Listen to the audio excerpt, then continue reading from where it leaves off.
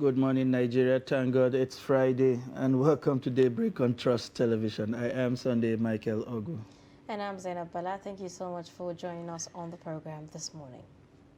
Whenever it's Friday, it feels like the world is practically coming to a wait. Yeah, truly. People have used up their entire energy during the week, and you are hoping and looking forward to a Friday, one that will allow you finish and get some rest and energize and recharge for a new week.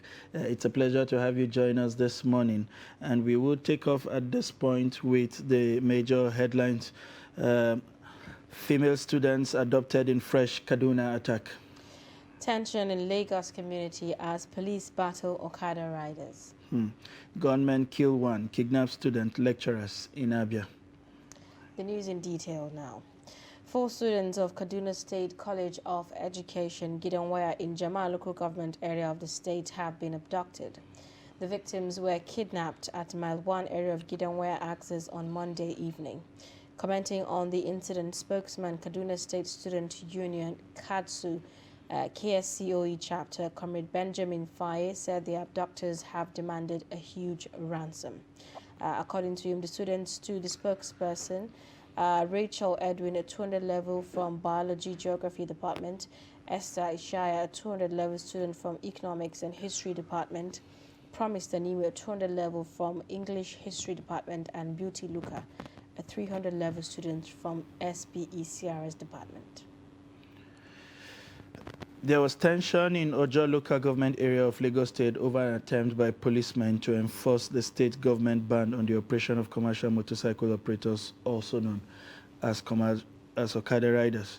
The state government had on Wednesday issued a total ban on the activities of Okada riders in the 6 local government areas of the state over the killing of a sound engineer, David Imo, at Lekki. Our correspondent learned that policemen from Onireke Police Station, Ojo, had impounded some of the commercial motorcycles for operating along the Mile 2 Badagry Expressway, an action which the riders resisted. The riders attempted to overrun the station and possibly set free some of their members who were arrested by the policemen. The riders set fire in the middle of the road while the owners of the vehicle abandoned them by the side of the road due to the chaos. The crisis led to the stampede of pedestrians who fled for fear of being caught up in the crossfire. More so, the incident created heavy vehicular movement on both sides of the road. While the policemen fired several shots into the air to despise the commercial motorcycle operators, the riders themselves pelleted the officers with stones, daring the policemen to come after them. A yet to be a certain number of persons sustained different wounds as they tried to run away from the trouble zone.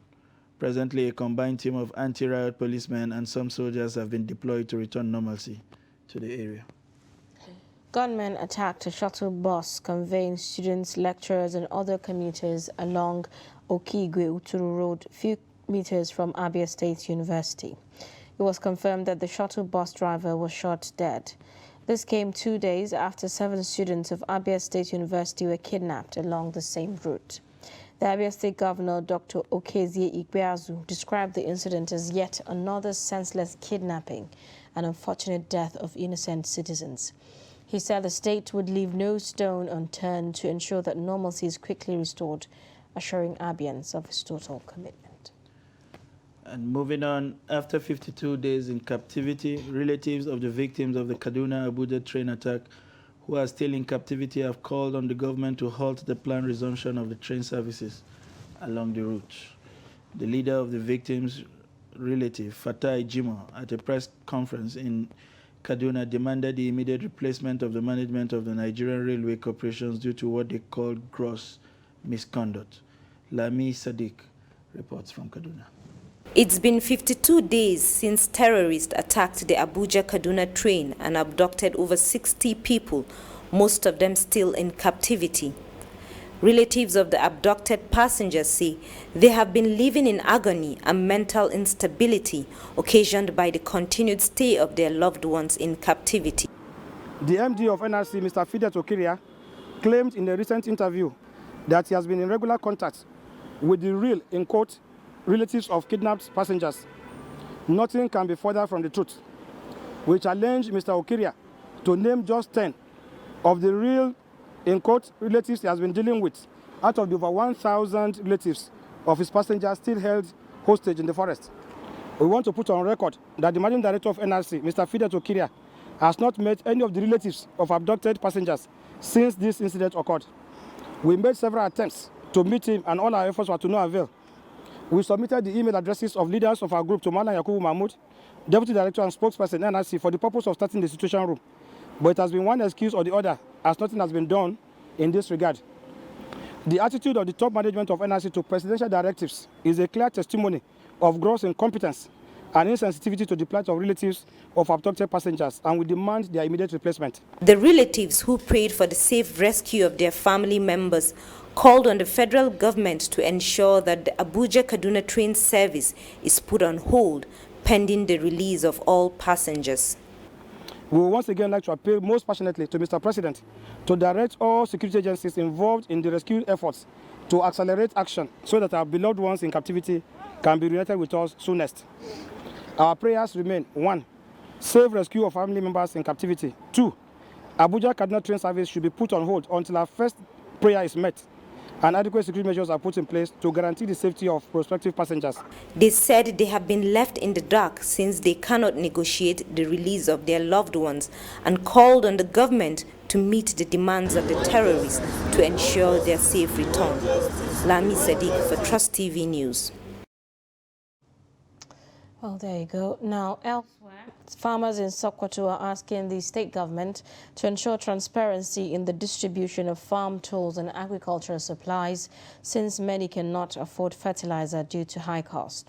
Trust TV's Idris Jibril reports that the high cost of fertilizer and lack of modern farming equipment is threatening farming in some parts of the state. His report. Farming during all year round is a major occupation in Sokoto State, but the lack of government sustainable intervention seems to be threatening the productivity of these farmers. Actually, government intervention don't usually get to us, even though we are farmers who have the zeal to farm.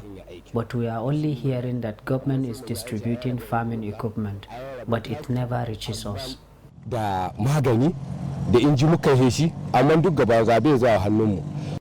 According to these farmers, there is the need for government to look into the difficult situation of the subsistence farmers who only cultivate to feed their families. I think the government should know that those who are saddled with the mandate of distributing assistance are only giving it to their friends, because poor masses don't get to hear about it. Today we are buying fertilizer at 20,000 naira, which is unfortunate.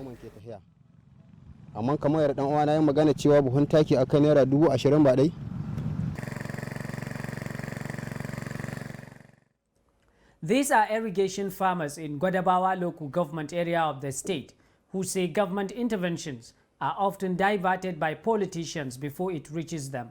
The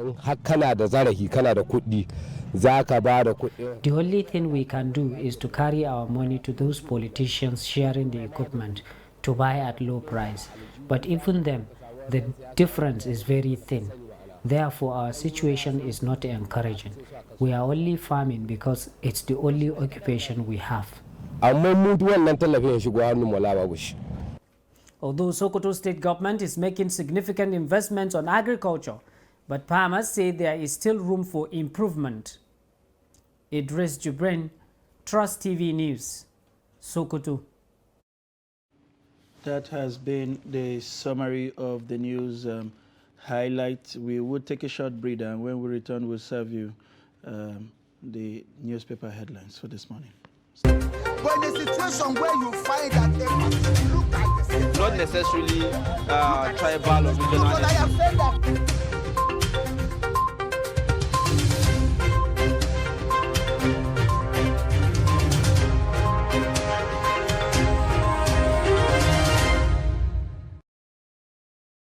Thank you for staying with us on Daybreak on Trust Television this morning.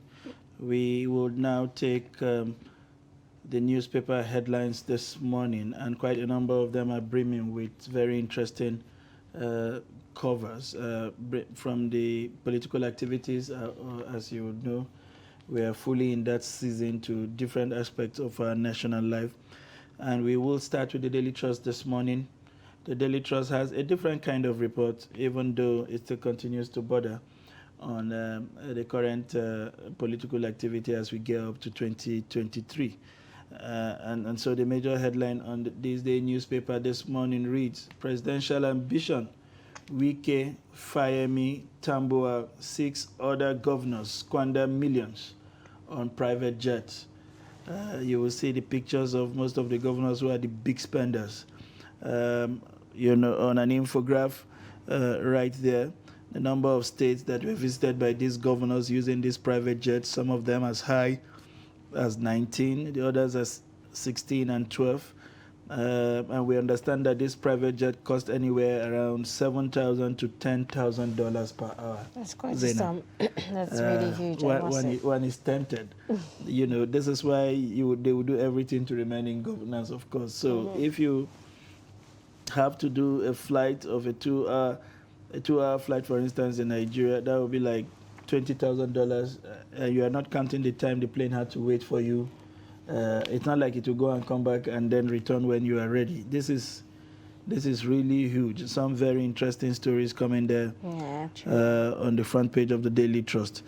And right beneath it, we have Kaduna government confirms Ansaru's presence to relocate 3 settlements. This is really disturbing, I must say. You know. There was an initial Daily Trust report, you know, indicating that these guys have taken root within the community.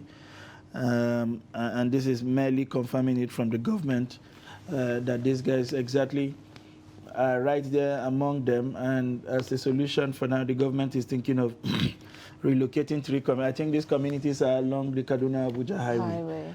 One would think that we will be looking at something that is more sustainable. I mean, if you relocate them there and the bandits go after them, it still doesn't make sense, except at some point we may have to relocate them completely out of Kaduna and maybe to neighboring states. That doesn't sound like a sustainable solution.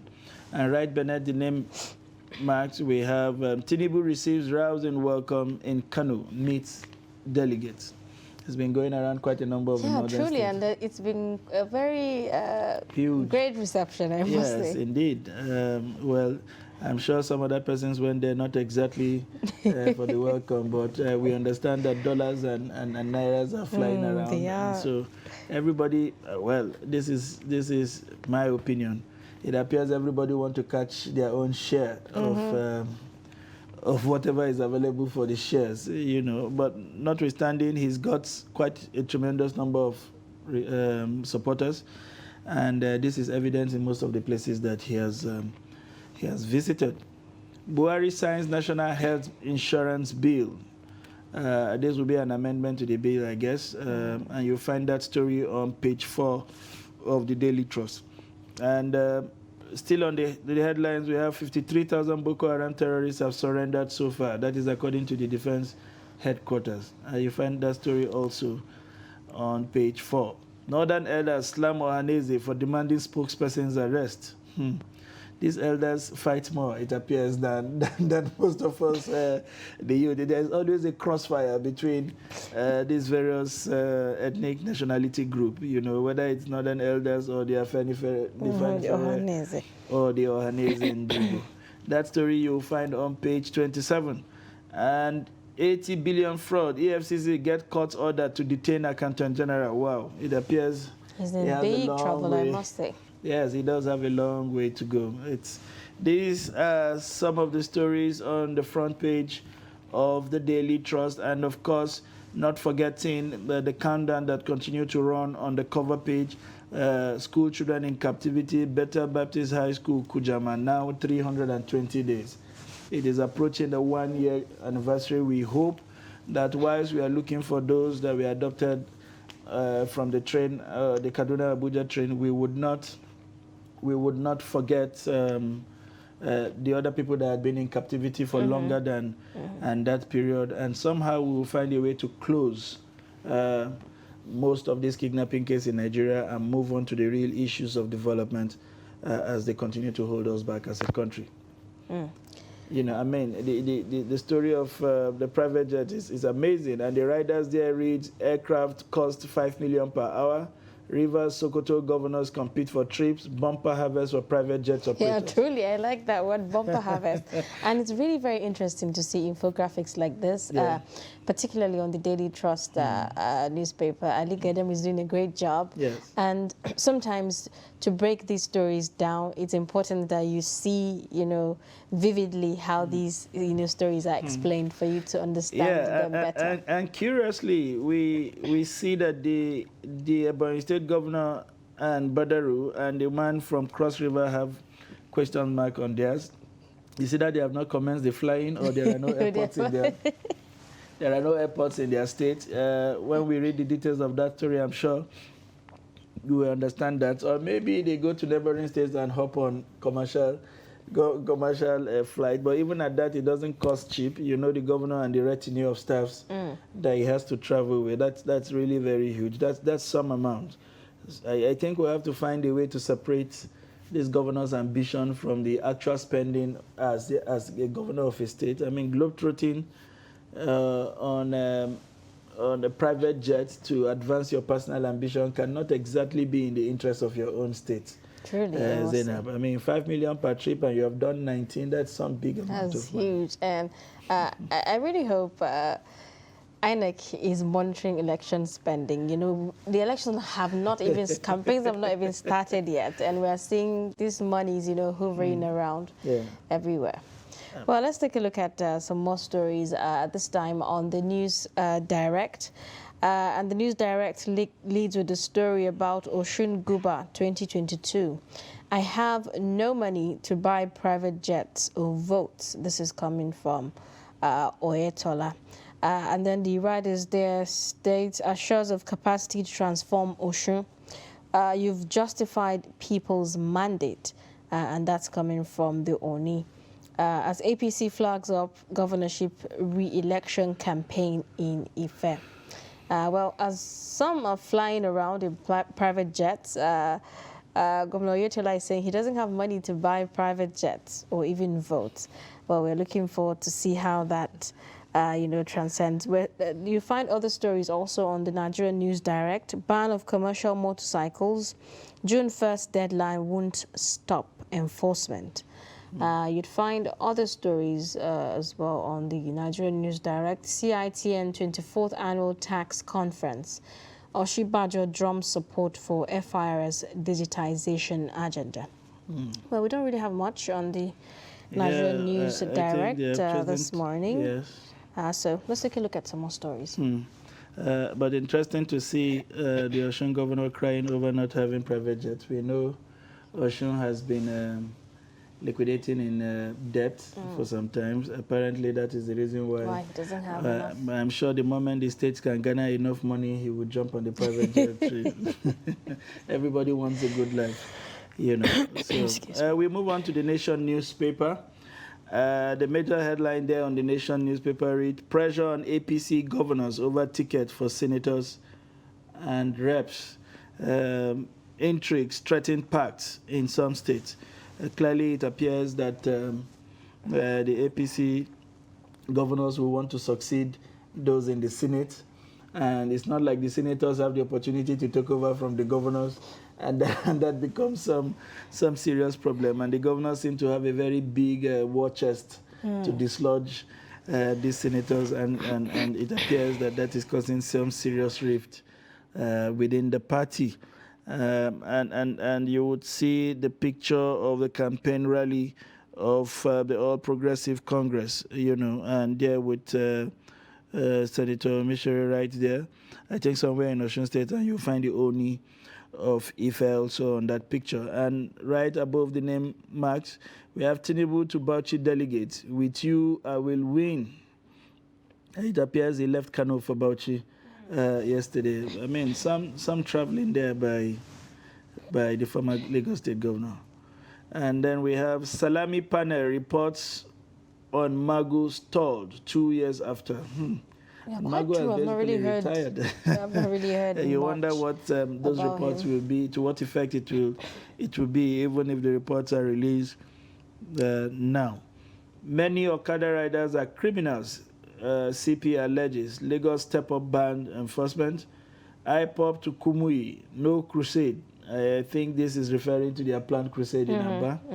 IPOP has sort of become a state within a state, deciding what happens or what not happens, what does not happen. They tell you not to come for crusade or not to come out of your house, or whether markets will open or not. You know, and all of those. And right beneath the belt there, you have Buhari in UAE. My achievement will give me re-election, says Oyetola. These are the major stories on the front page of the Nation newspaper.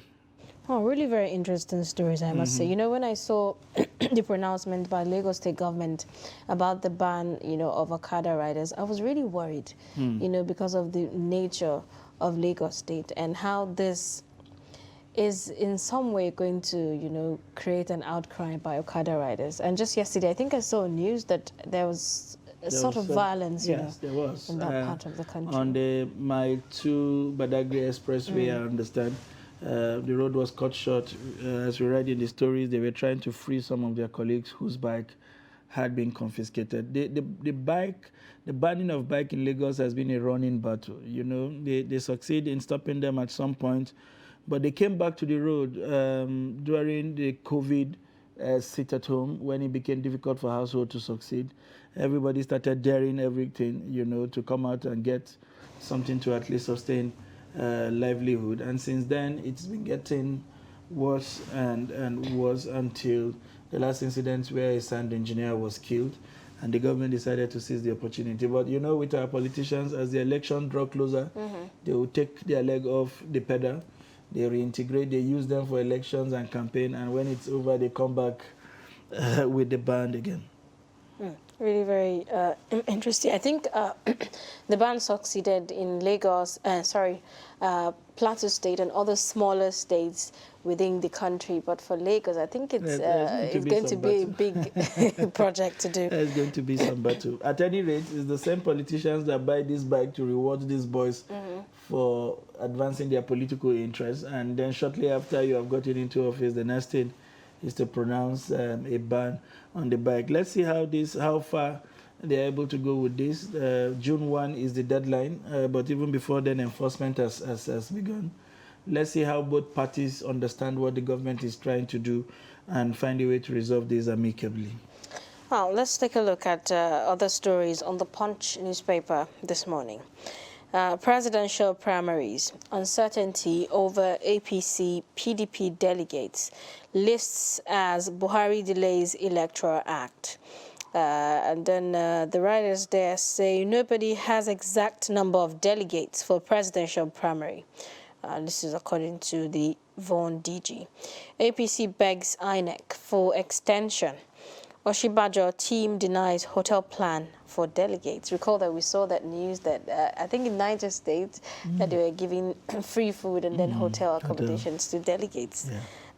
You find other stories as well on the Punch this morning. We must re-strategize for Nigeria to change, says Oshibajo. And on page 3, Anambra gunmen shun Soludo's 60-day peace offer. Continual reign of terror. And on page 9 on the Punch, you'll see the story about planned resumption of train service insensitive, say abductees' families.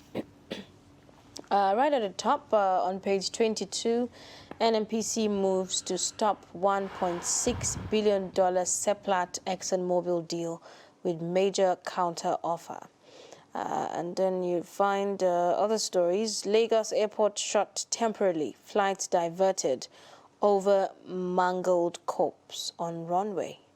Oh, that's first I've heard. You'd find the details of that story on page 25. Federal government moves to end ASU strike, begins arrears payment. Oh, that's good news. You'd find the details of that on page 8. Khan backs Kumuyi's Southeast Crusade, asks IPOB to embrace peace. And you'd see other stories on page 9. Over 7,000 Nigerian nurses left for UK in 1 year. This is according to a report. you'd see the one about devolution of power, key to national development, and this is according to Akeredolu. Lagos agent allegedly breaks businesswoman's leg over 30 million naira failed deal. And that's quite tragic. If you want the details of that, you can look up that on page 4 and page 5 on the Punch newspaper. Okada ban, police clash with riders, seize 200 bikes as Lagos vows more raids. And on page 4, you'd see the story about man traffics wife for prostitution, sells son for 600,000. There we go again. 600,000. How much can amazing. And then you sell your wife be? to prostitution, and do what exactly with the money? Those are your life, your wife and your kid. It's crazy the kind of things we see go on in this part of the world. And here another woman's leg was broken because of a failed deal. If you have a deal and it's a genuine deal and it's a lawful deal and a party reneges in the deal, that is why you have the court of law. You should seek redress, first of all, with security agencies, and if you're not satisfied, and you can seek the face of the law, you know, to get redress rather than take the laws into your hands and try to inflict bodily damage. Now, you have a leg broken and probably other serious injuries, maybe to a spinal cord. If she finds the 30 million and pays back, what happens to those injuries? You know, it's... You know, recent times, I think we've gone into the habit of taking laws into our hands. Absolutely. And I think that's a main point of discussion on Daybreak later today. It's really tragic that people do not wait, you know, for the law to take its course. Maybe some would say because of the slow dispensation of justice in Nigeria. This is why people just think, okay, let me do this myself. But that is not the way to go, is That's it. The story on the Lagos airport, shots temporarily and flight diverted over mangled corpse. We are just hoping that it's not a case of somebody in a store away who had probably just fallen off the plane out of the sheer desperation maybe to use illegal channels out or into this country, or maybe somebody who got run over and the cops dumped on the runway. We hope the airport authorities will provide some kind of clarity around that story and clear the runway to allow for smooth landing. It's a very unfortunate incident, especially because it involves a life. You'll find that story on page 25 of the Punch newspaper. And we move on quickly to the next paper. We'll be taking the Vanguard newspaper. And the major headline on the Vanguard newspaper this morning is 2023 delegate list, court case, threatening PDP primaries. You have the Vanguard Award with all of the recipients and with the major headline, accolades as Vanguard awardees step forward today. And in various categories, you have pictures of the AFDB president, Adeshina, who was also rumored to have picked the APC presidential nomination form, as well as the group managing director of the NNPC, Mele Kyari, there on the cover, and several other distinguished Nigerians. We see here Dantata, Feba Balola, Ike Nwachukwu, quite a number of the pictures right there on the cover. And directly above the nameplate, we have the story, El-Rufai raises alarm over presence of Boko Haram ISWAP in Kaduna. Electoral Act, controversy, Supreme Court joins in River, Buhari, Malami suit. You'll find that story on page 9. And Okada ban, Lagos won't stop enforcement, according to Sawolu. That story is on page 7. Kano APC suffers big blow as Shekarau followers finally quit party. You'll find the details of that story on page 9. And Ipman threatening to stop fuel lifting over 40 billion transport claim. Interesting, because in Daily Trust, we had a conversation with them yesterday, and it appears some kind of understanding has been struck, and they have been able to obtain some kind of commitment from the Defunct Petroleum Equalization Fund, and with that we understand that they will continue to lift fuel. Apparently, Daily Trust was able to move that story forward beyond what we see today in the Vanguard newspaper. And we have some stories on the sideline. My experience, capacity to govern Osun better than my experience. Capacity to govern Osun is better than dollars and pounds, according to Oyetola. Oh. Apparently, he's trying to tell the delegates that please don't mortgage your future for some immediate dollars and pounds. And it does appear that this may be a direct response to one of the candidates that we saw, whose video he was telling them, I have come with naira, I have come with dollars, I have come with pounds. I'm going to munch them dollar for dollar. Now this, maybe the financial backing is not there for this current governor anymore, given the kind of circumstances that surrounded how he emerged the last time. So now he's saying my capacity to govern is better than dollars and pounds. I hope the electorate yields to this advice and do what is right. We also have other stories on the Vanguard cover. One of them is Salami panel's report on Magu still being considered, according to the federal government. And you find that story on page 8. I have no apology for being mad about Nigeria. This is coming from Obasanjo. And this is on page 10 of the Vanguard newspaper. This and many more you will find when you pick up a copy of the Vanguard newspaper for today. Really very interesting stories there. Now let's take a look at some more on First News. There are quite a number of stories there. The issue of Magu seems to be on practically all of the papers this morning. And you see promotion, Magu can still be prosecuted after retirement. This is according to Minister. IPOB warns Kumuyi to cancel planned crusade in Southeast. You'd also see unknown gunmen are terrorists. We are dealing with them in language they understand. This is according to the federal government. Nigeria is blind, has eyes but can't see. This is according to former Nigeria's president. Boko Haram and Saru terrorists now in Kaduna forests. El-Rufai cries out. And then the writer there say hints of plans to relocate 3 communities harboring informants as bandits abduct 4 female students, 6 villagers in fresh attacks. And then you see the story about U.S. Congress set to approve another $4 billion for Ukraine. And then 2023, Senator Mack pleads for peaceful party primaries. You see other stories on the First News. Rwanda's Salima among 3 women referees at World Cup for the first time. Really very interesting and remarkable, I must say. If you want to find the details of that story, you grab a copy of the First News. And then you see the story about primaries. Oshibaja will be disgraced. It's Tinubu's first. And this is coming from Rino Mokri. CTN 24th Tax Conference, Oshibajo converses support for FIRS digitization.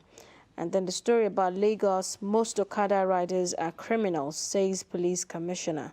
And they list those not affected by the ban.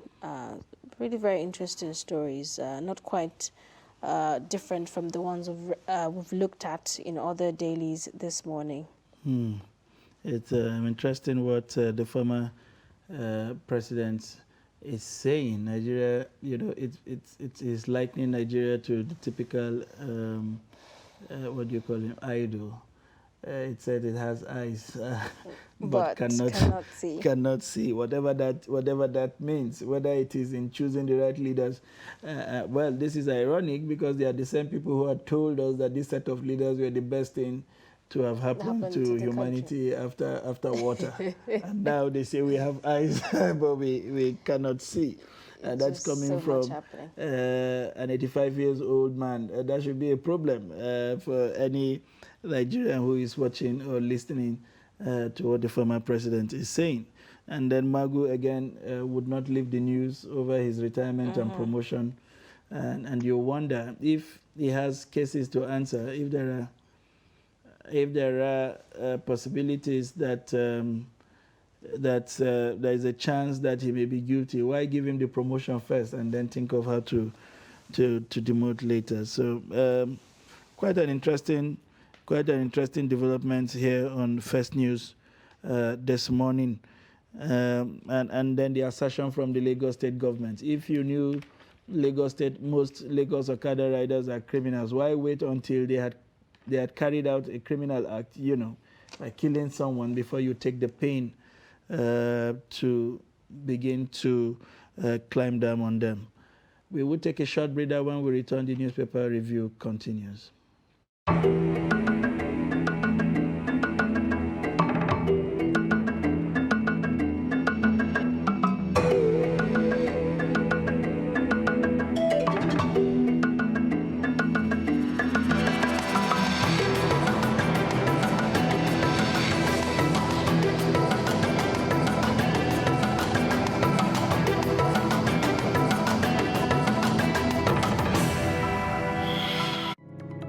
Hello, welcome to Adam's Grill on Trust TV. I am Adam Mani Ngora, your host.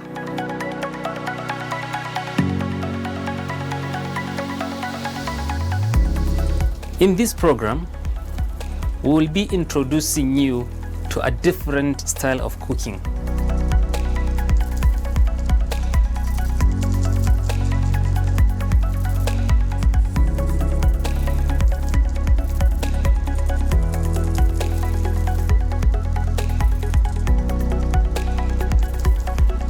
We will now begin to prepare the rice on a finishing line.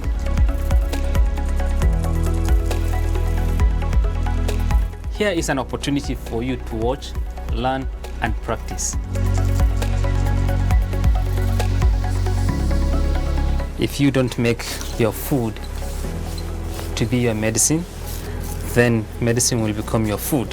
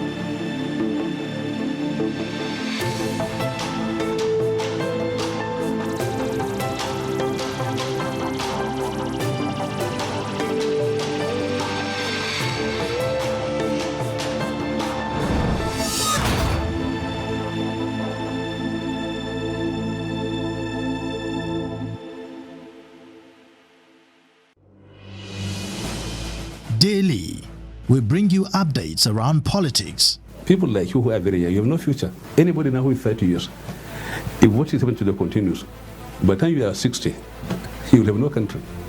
The DPO of a particular unit does not have to wait until the commissioner tells him what to do within his jurisdiction. We have political parties on the ground. Some of them have been there for years. But they themselves, in their own sober moments, they know that this country is not the one they're expecting to run. Policy and governance. Are you saying the NBS is lying? I'm saying to you very clearly that the NBS has a serious problem with accurate data till today. The 5th Assembly, as well as the 7th Assembly, their own attempt were unproductive. Emergence of the Taliban has simply emboldened terror groups globally. There is a lot of attention with regards to security developments in Nigeria. On Daily Politics, we interrogate issues, holding the actors to account, bearing in mind all the sides. We heard that in some places now, people have to go and pay tax, not to the local government, not to the state, but to criminals. Nobody can come to your house and kidnap you without information. If this country is bleeding, it is bleeding because we have failed to educate our young.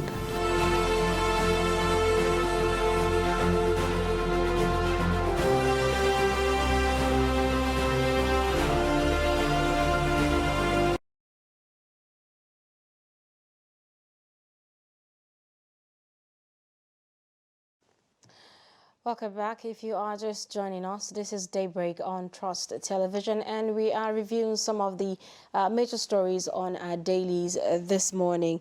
Now, Mr. Sunday, there's a story, on the Daily Trust newspaper. Quite very, very interesting stories. The one about, victims' families of the Abuja-Kaduna train attack, are saying that they do not want train services to resume. They are saying that there seem to be some form of hanky-panky practices in the NRC, and they're saying the government should look into the situation first before train services resume. It's a genuine call. It's as people who are very concerned about their family, we have a tendency to move on from these issues. The moment the train services resume and they start scooping whatever money they are getting from that, they will completely forget about the plight of those who have suffered that fate as a result of the activities of those terrorists. And they feel that until theirs is resolved, it's really not justifiable to have the train services resume. As much as some persons may disagree with them, they are just trying to protect their loved ones, and they feel the state should accord the lives that are held in captivity as much importance as the urge to restart the train operations. They are also calling, for the head of the Nigerian Railway Corporations, who has claimed in several media reports that he has been in touch with the family of the victims, apparently trying to offer comfort and information on the side of government. They are saying nobody has been spoken to. They have basically been abandoned to their fate. We hope that whatever concerns that they had come up with, whoever is responsible for them would be taking charge. Now, former Minister Amechi is no longer there, but there is a Minister of State, the Saraki sister, I understand, who is there and has taken charge. She should be seen, to be doing something, to be saying something to the victims and even to Nigerians as a whole on what has happened, how far the government is pushing as far as the release of those captives are concerned. Another story closely related to this, is the recent abduction of, some girls in Kaduna, I think Jama local government area of Kaduna State, and unfortunately, the kidnappers, are demanding for 45 million naira ransom. The details of that story is on page 6 on the Daily Trust newspaper. 45 million naira, and they're all girls. That were kidnapped. It's, when you think of the fact that they are coming from a rural community, one that is struggling, to give its people a decent life. They're struggling with potable water. people are struggling to eke out a living from having to go to farms daily. To then pick up their daughters and ask for 45 million is basically asking for something that will be nearly impossible for these communities to be able to meet. It's unfortunate that things have degenerated this much. And you know, the surprising part of all of this is how these huge amounts of money, huge, mostly paid in cash, have never really been traced to anywhere. How it is impossible for us to sort of plant trackers in this on this amount and see how you know, they move, maybe to even understand how this money is, maybe not physical trackers, but even merely taking notes of the numbers and try to understand where this money goes to, where it is spent, where else it travels to even understand the way that these fundings are done. Well, we cannot tell the security agencies or claim to know better than the security agencies on what they need to do to bring this to a halt, but clearly whatever we need to do, we should have started as far back as yesterday. Really very interesting stories, I must say, but this one is going to crack you up. The one about AEDC staff blames devil for stealing company's cables. You can find that story on page 17 on the Daily Trust newspaper. I wonder how the devil actually came to pick up the cable. I think sometimes I crack the joke that on the judgment day, when you are done with God, you probably will have to face the devil and renounce all of the blames that you had placed on his head. You had carried out, strategically planned and carried out a successful operation. And somewhere in between, we were lucky as a state to have intercepted you. And at that point, the devil, you know, the devil simply comes into equation. That is difficult. The devil has taken so much blame. And I think what the law basically says is that if you make yourself a willing tool in the hand of the devil, whilst we cannot catch the devil and we have caught you, you will have to pay the price on behalf of the devil. Yeah, truly talking about catching you, the picture is right there, you know, on that page, on page 17. You can see them, two of the suspects with the wires, you know, on the... you know, picking up those wires, and you know, the story is quite very funny, I must say. Indeed. This is the much we can bring you on the highlight on the front pages of the various newspaper. We will take a breather at this point to bring you My Daily Hustle, a program that beams satellites around what Nigerians are doing to cope and to survive the current global, if you like, economic hardship. And the lessons for everyone. Please stay with us. But in a situation where you find that you look at the not necessarily tribal or regional. But I have said that.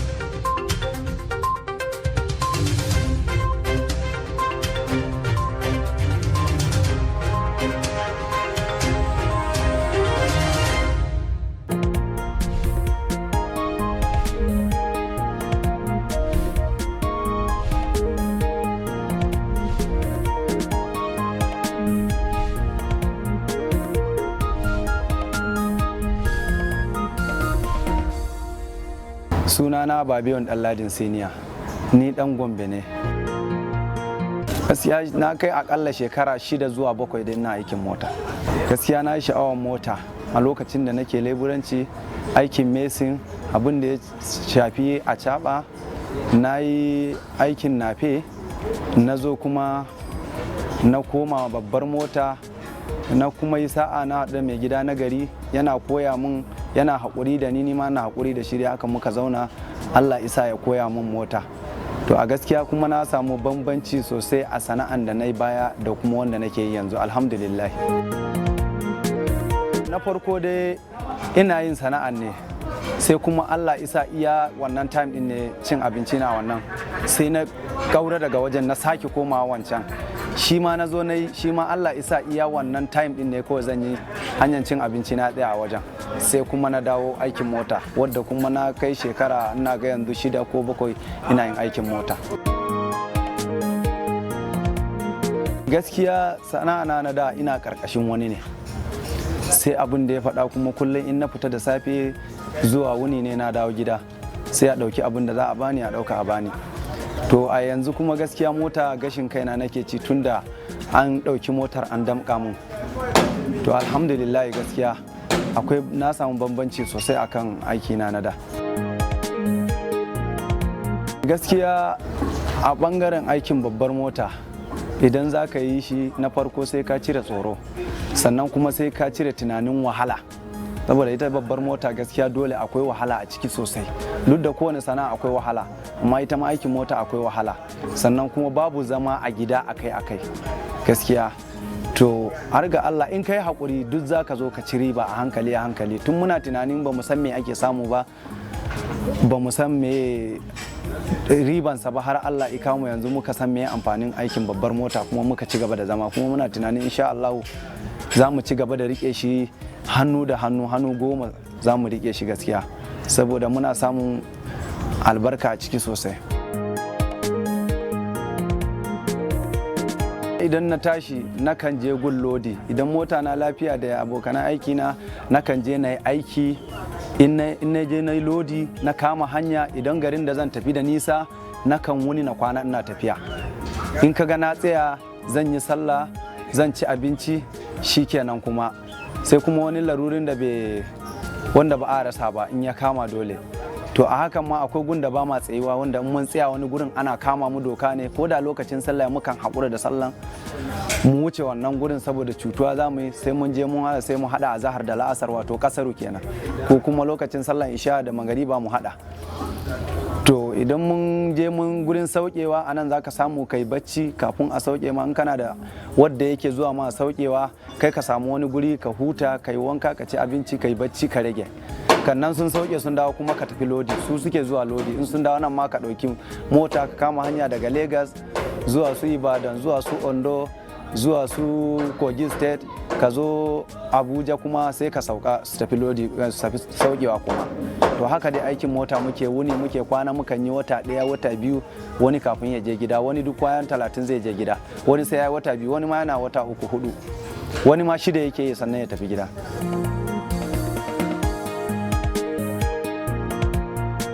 Gaskiya na zuwa yankin Taraba, yankin Maiduguri, abin da ya shafi su Biu, su Pikail, muna ɗauko wake, muna zuwa ɓangaren Adamawa Mubi, muna ɗauko kayan Onacha, muna zuwa Taraba, su Garba Shede, su Mai Hula, muna ɗauka zuwa Kalaba, zuwa Onacha, zuwa Abba, Patakot. Sannan daga nan Kogi State muna ɗauka mu je Sokoto, muna shiga Nijar, abin da ya shafi irin su Gada, Ilela, sai kuma muna dawowa mu shiga su Kano, Jigawa, mu tafi dai su Lagos, su Ondo, su Osun, su Ogun State. Duk dai yankinmu dai muna tafiya dai gaskiya gurare daban-daban. A gaskiya ni har ga Allah duk inda na je yawo ban taɓa samun wata matsala ba, Ubangijin Allah yana tsare ni. Na je lafiya na dawo lafiya, kuma ina godewa Ubangijin Allah da ya tsare ni. Sakamakon akwai matsaloli a hanya kan da yawa, to amma wannan matsaloli abin da ya shafi barayi ko yankin nafin duk dai wannan in Allah haɗa ka da su baka da makawa sai ka haɗu da su, in Allah ya kiyaye ka da su shikenan, da kuma hukuma da sauransu. Idan kuma Allah ya sa su ma suna da rabo na abincinsu a ɓangaren ka, sai sun haɗu da kai sun karba. In ba su da shi kuma shikenan Allah ya raba ku.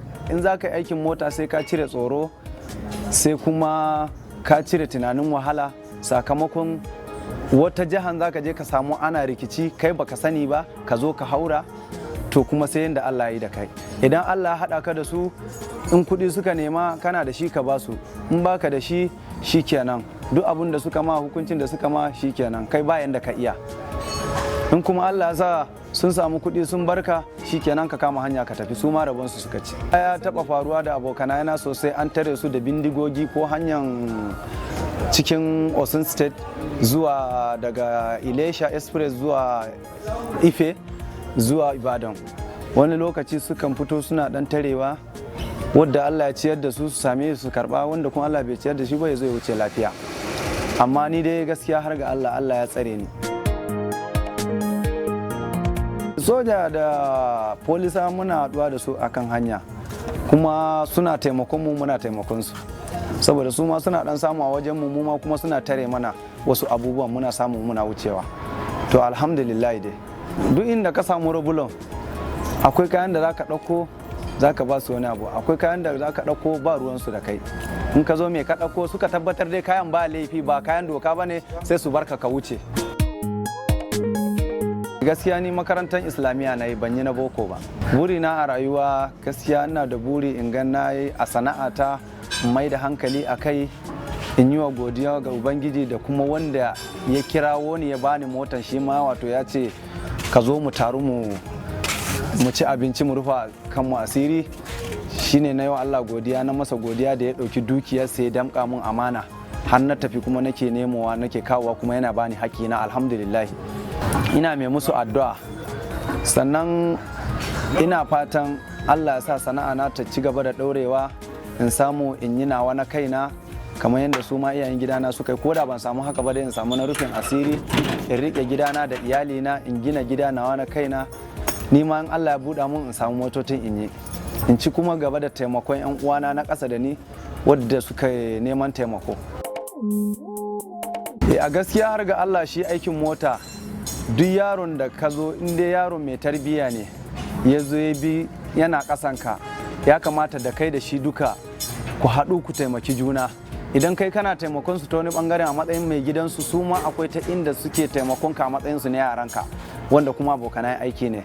Sannan kuma ita sana'a in Allah ya sa ka samu, kar ka yi wa yashi waɗansu wanda ba su kai ba, ko kuma kana kai babba ne ka ci gaba da zarafin su ko kana cutan su ko kana nuna musu wani a shi Allah ya kan iya jarraban ka su ya fifita su kai kuma ka dawo ƙasa kuma ka zo kana bauta musu.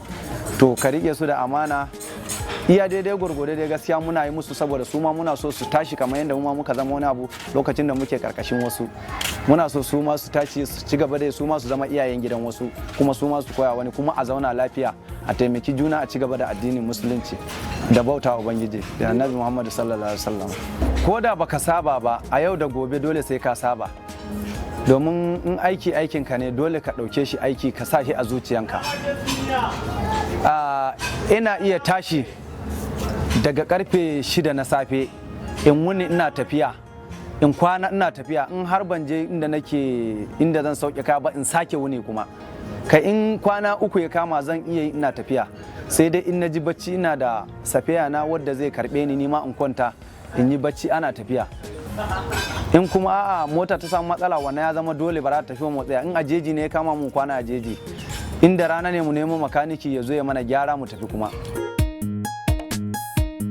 A gaskiya ina kira ga gwamnati da shugabanninmu, Allah ya sa musu albarka, Allah ya ƙara musu daraja da wadata. Muna neman alfurma a wajensu su duba yanayin hanyoyinmu da suke Najeriya, majority ba mu da hanyoyi, su taimaka su gyara mana hanya. Sakamakon gaskiya muna shan wahala, gurin da ya kamata kai awa 5 sai ka yi wuni, in ta kama ma ka kwana sakamakon rashin hanya. Sannan kuma ga abubuwan matsalolin da ake fama da su. To muna neman dai taimako da alfurma gurin gwamnoni su gyara mana hanyoyi saboda mu nan ne hanyar neman abincinmu.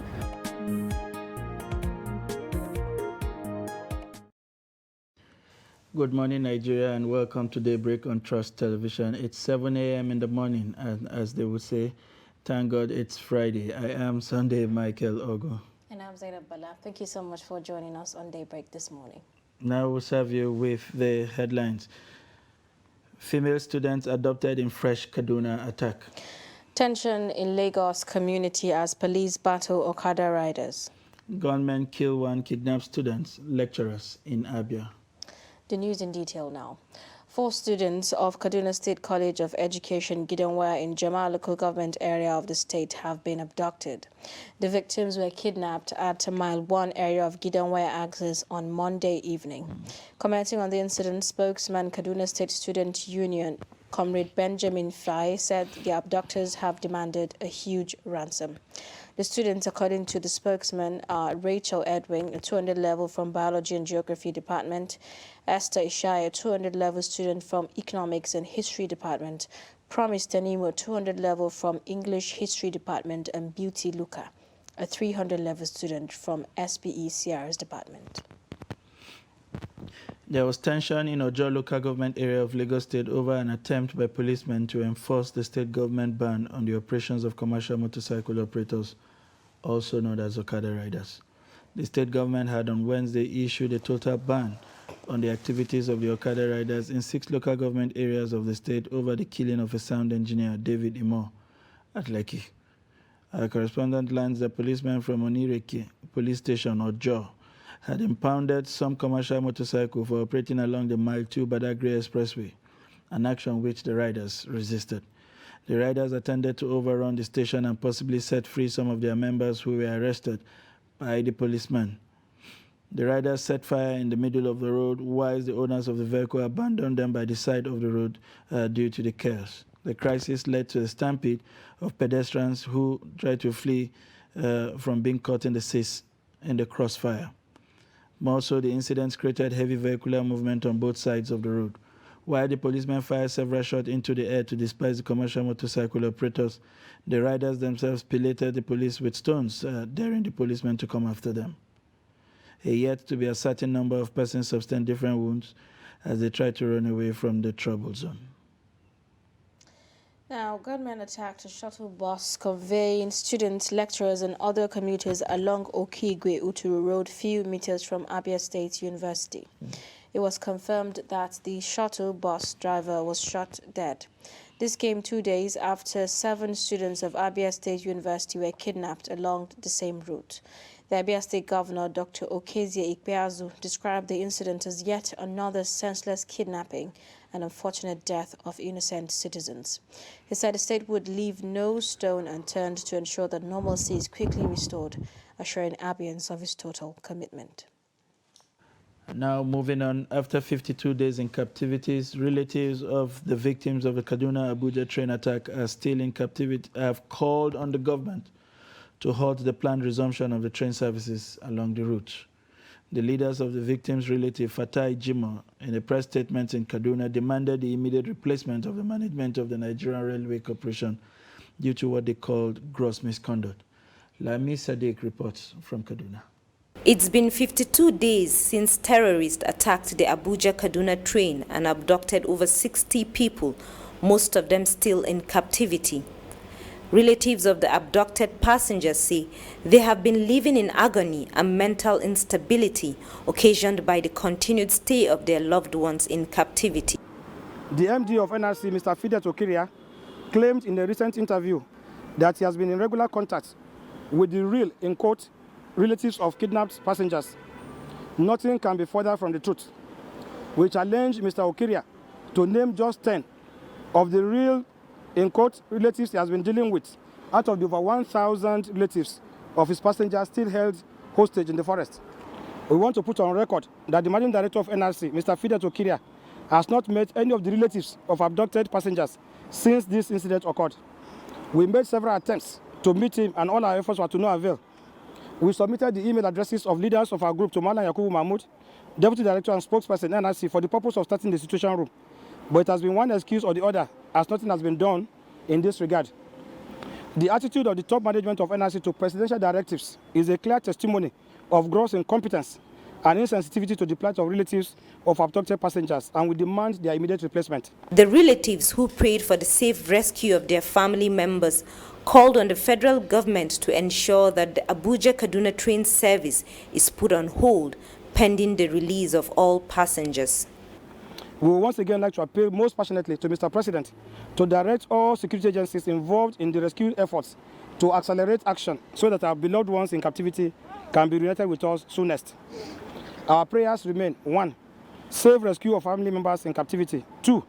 Abuja-Kaduna train service should be put on hold until our first prayer is met and adequate security measures are put in place to guarantee the safety of prospective passengers. They said they have been left in the dark since they cannot negotiate the release of their loved ones and called on the government to meet the demands of the terrorists to ensure their safe return. Lami Sadiq for Trust TV News. Elsewhere, farmers in Sokoto are asking the state government to ensure transparency in the distribution of farm tools and agricultural supplies, since many cannot afford fertilizer due to high cost. Trust TV's Idris Jubil reports that the high cost of fertilizer and lack of modern farming equipment is threatening farming in some parts of the state. His report.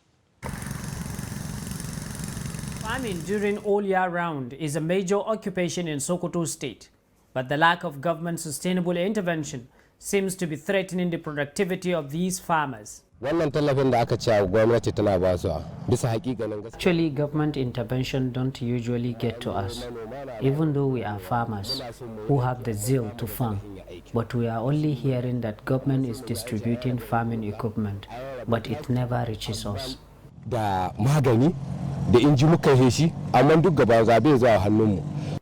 According to these farmers, there is the need for government to look into the difficult situation of the subsistence farmers who only cultivate to feed their families. I think the government should know that those who are saddled with the mandate of distributing assistance are only giving it to their friends, because poor masses don't get to hear about it.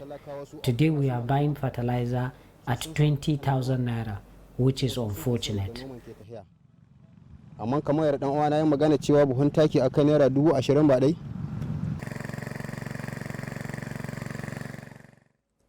These are irrigation farmers in Gwadabawa local government area of the state who say government interventions are often diverted by politicians before it reaches them.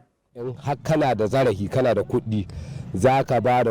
only thing we can do is to carry our money to those politicians sharing the equipment to buy at low price. But even then, the difference is very thin. Therefore, our situation is not encouraging. We are only farming because it's the only occupation we have. Although Sokoto state government is making significant investments on agriculture, but farmers say there is still room for improvement. Idris Jubrain, Trust TV News, Sokoto. There you go, Zainab. I was shell-shocked to learn that fertilizers now sell for 20,000 and above. Not many can afford I that. wonder how the rural farmer, the smallholder farmer, will be able to afford that given our economic circumstance. And that also means that the more hectare you farm, the multiples of 20,000 you have to cough out, It's unfortunate. We will take a quick breather. When we return, we will serve you details of the newspaper headline with our major reviewer in the house. Please stay with us. But in a situation where you find that you look at the same, not necessarily tribal or regional. I have said that.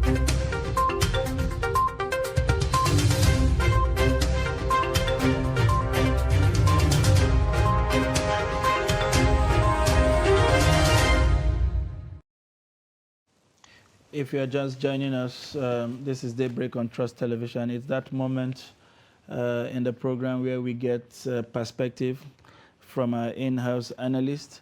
And this morning we have the pleasure of having with us the editor of 21st Century Chronicle, a friend and a brother, both in size and in the profession. And I'm talking about Malam Nuruddin Abdallah. It's a pleasure to have you in the studio again. Thank you, Mr. Fabio. It's only my bank account that is not as fat as your own, clearly. But it's good to have you here, share perspective with us again. Pleasure. We will start with the Daily Trust as usual. And the Daily Trust seemed to be flying very differently this morning with what appears like an in-house investigation. And the story here with the kicker, presidential ambition, Wike, Fayemi, Tambuwal, 6 others. 6 other governors squander millions on private jets. And with the riders, the aircraft costs 5 million per hour.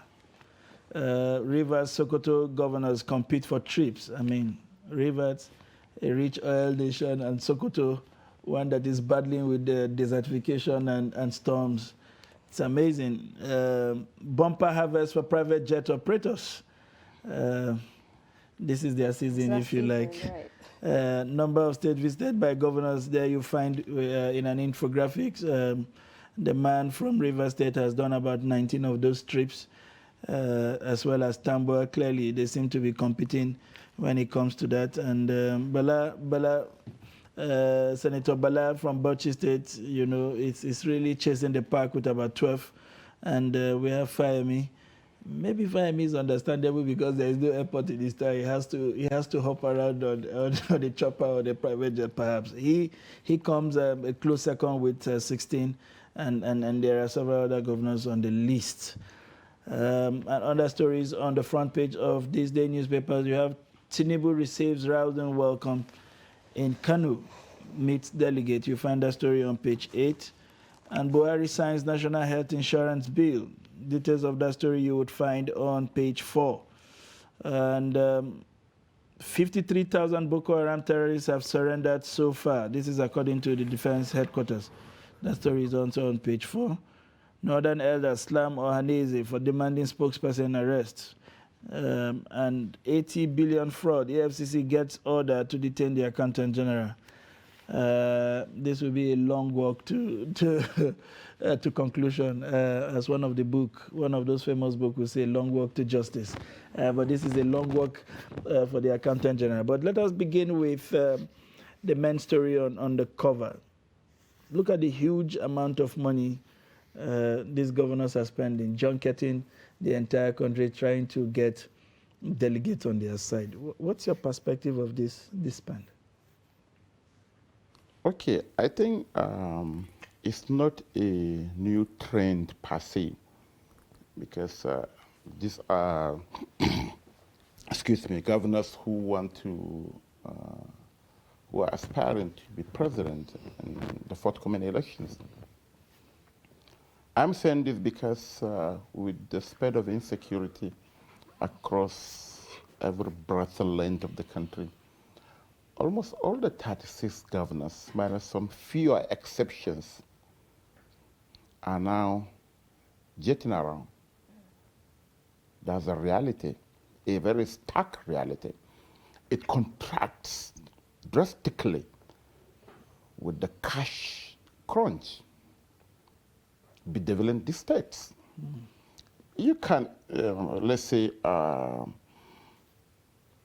pardons Wiki from Rivers, not even Ayade, Cross River, because the poor is as poor as Yobe or Jigawa, because they have zero oil well.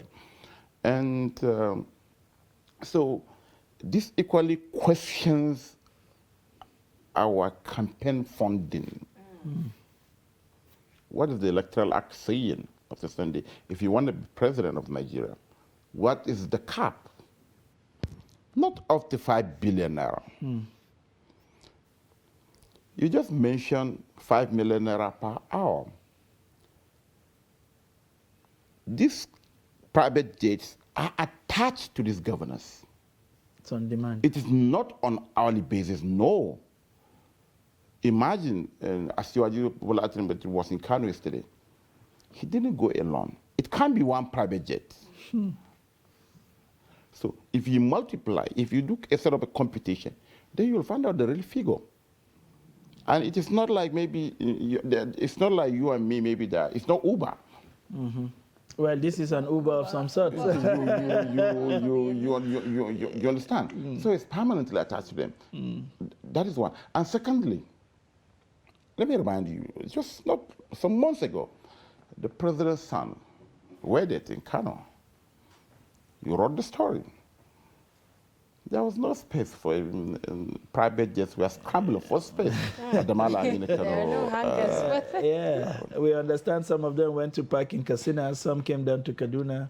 You understand? You know, and they were coming in as like those limousines who chauffeur into major hotels for Oscars.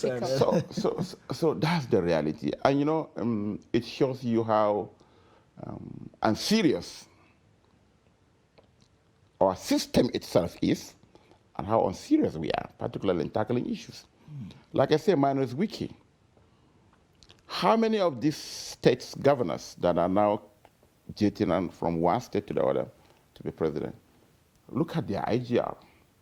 They rely solely not on FAC now, but on bailouts. Commercial banks cannot even give them overdrafts because they are not creditworthy. But still, you imagine, where are they getting all this money from? to spend. And they tell us that they have gotten sufficient experience from running the states to now want to run the federation. And that is why the anti-graft agencies need to work. You are a governor. We know you are entitlement. You are not Dangote before you become a governor. You are not Otedola before you become a governor. You are as rich as the state you govern. You understand?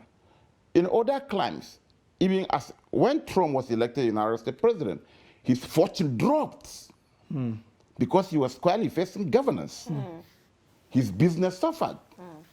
But in our own case, somebody will even borrow. People are borrowing to campaign.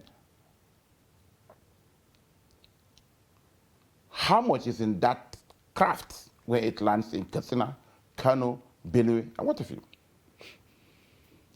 Talk about it. You can't go empty-handed. You don't talk to delegates. No. Empty-handed. No. Maybe you offer them hotel rooms and a good Free lunch feeding. and some Uber back to their houses. Isn't that sufficient for the delegates? So you understand these questions are... But that brings me to the question. What is the place of the state assemblies in checking these chief executives of states? Is it that the constitutional provisions are not there for them to stand up to their responsibility, or that they also enjoy the private jets? You know, how do we check this kind of financial rascality? Alexander, don't forget, when you say state assembly, do they actually exist? Go to the streets and ask. What we know is the National Assembly. That's what everybody's talking about. They spend about $150 billion every year. That's it. There are 36 state assembly with the minimum of 20 members. Their salaries and emoluments are captured by in the revenue mobilization. Yep. I remember when I was here, we did a story.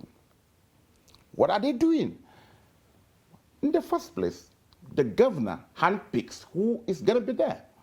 In fact, in one of the states in the north, a friend lost out because he speaks too much English. The governor looked at him as a trade. They want villagers. They want people that are poorly educated.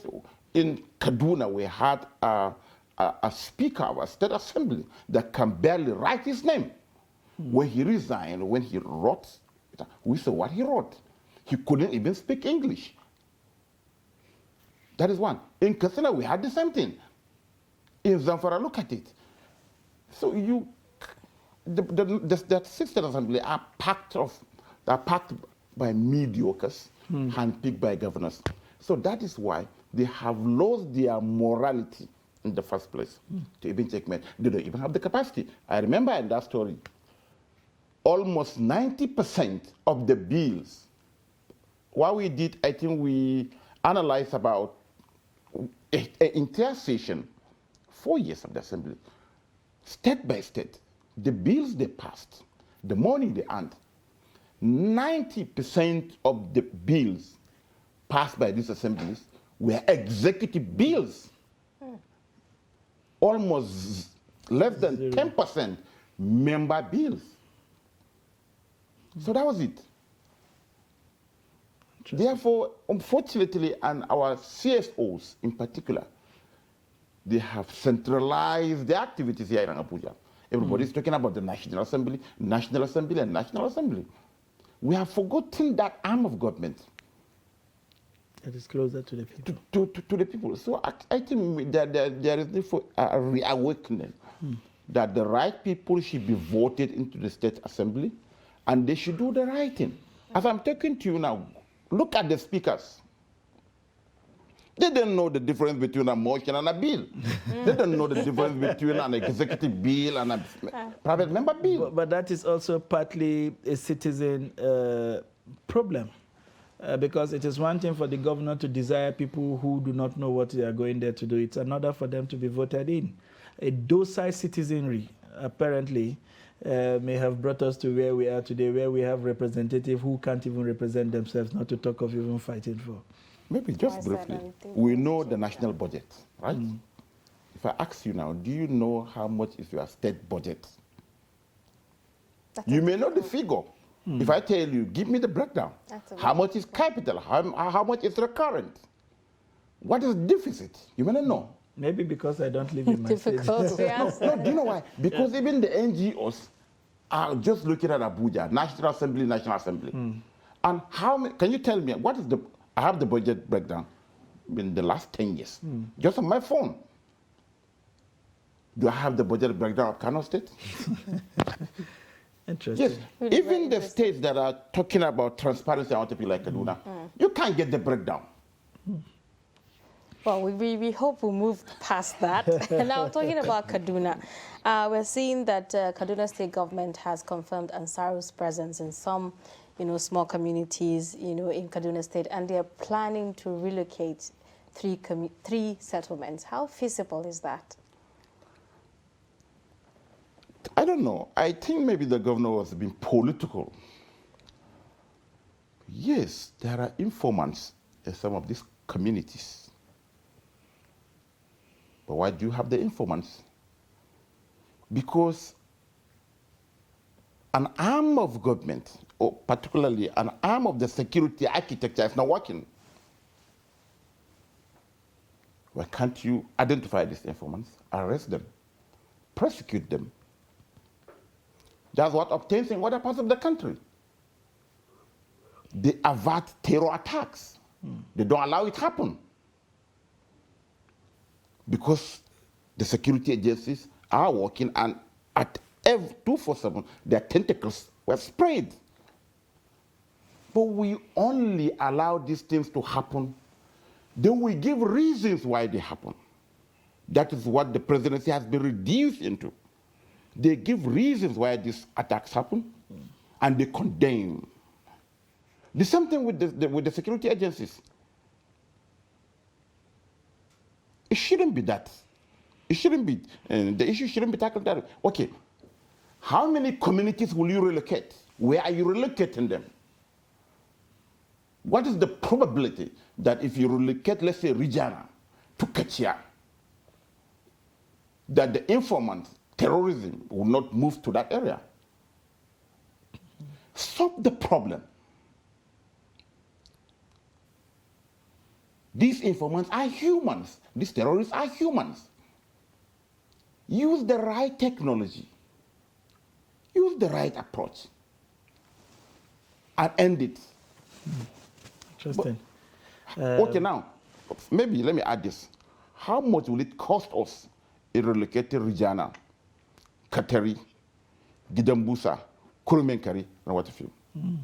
Where are we going to get the money? It's going to be quite a project, Clearly, I must say.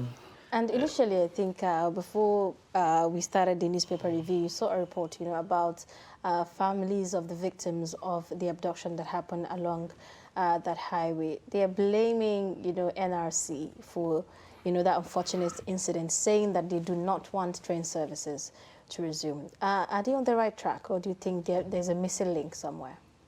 I understand the agony of the families. The government has failed them. That's a stark reality.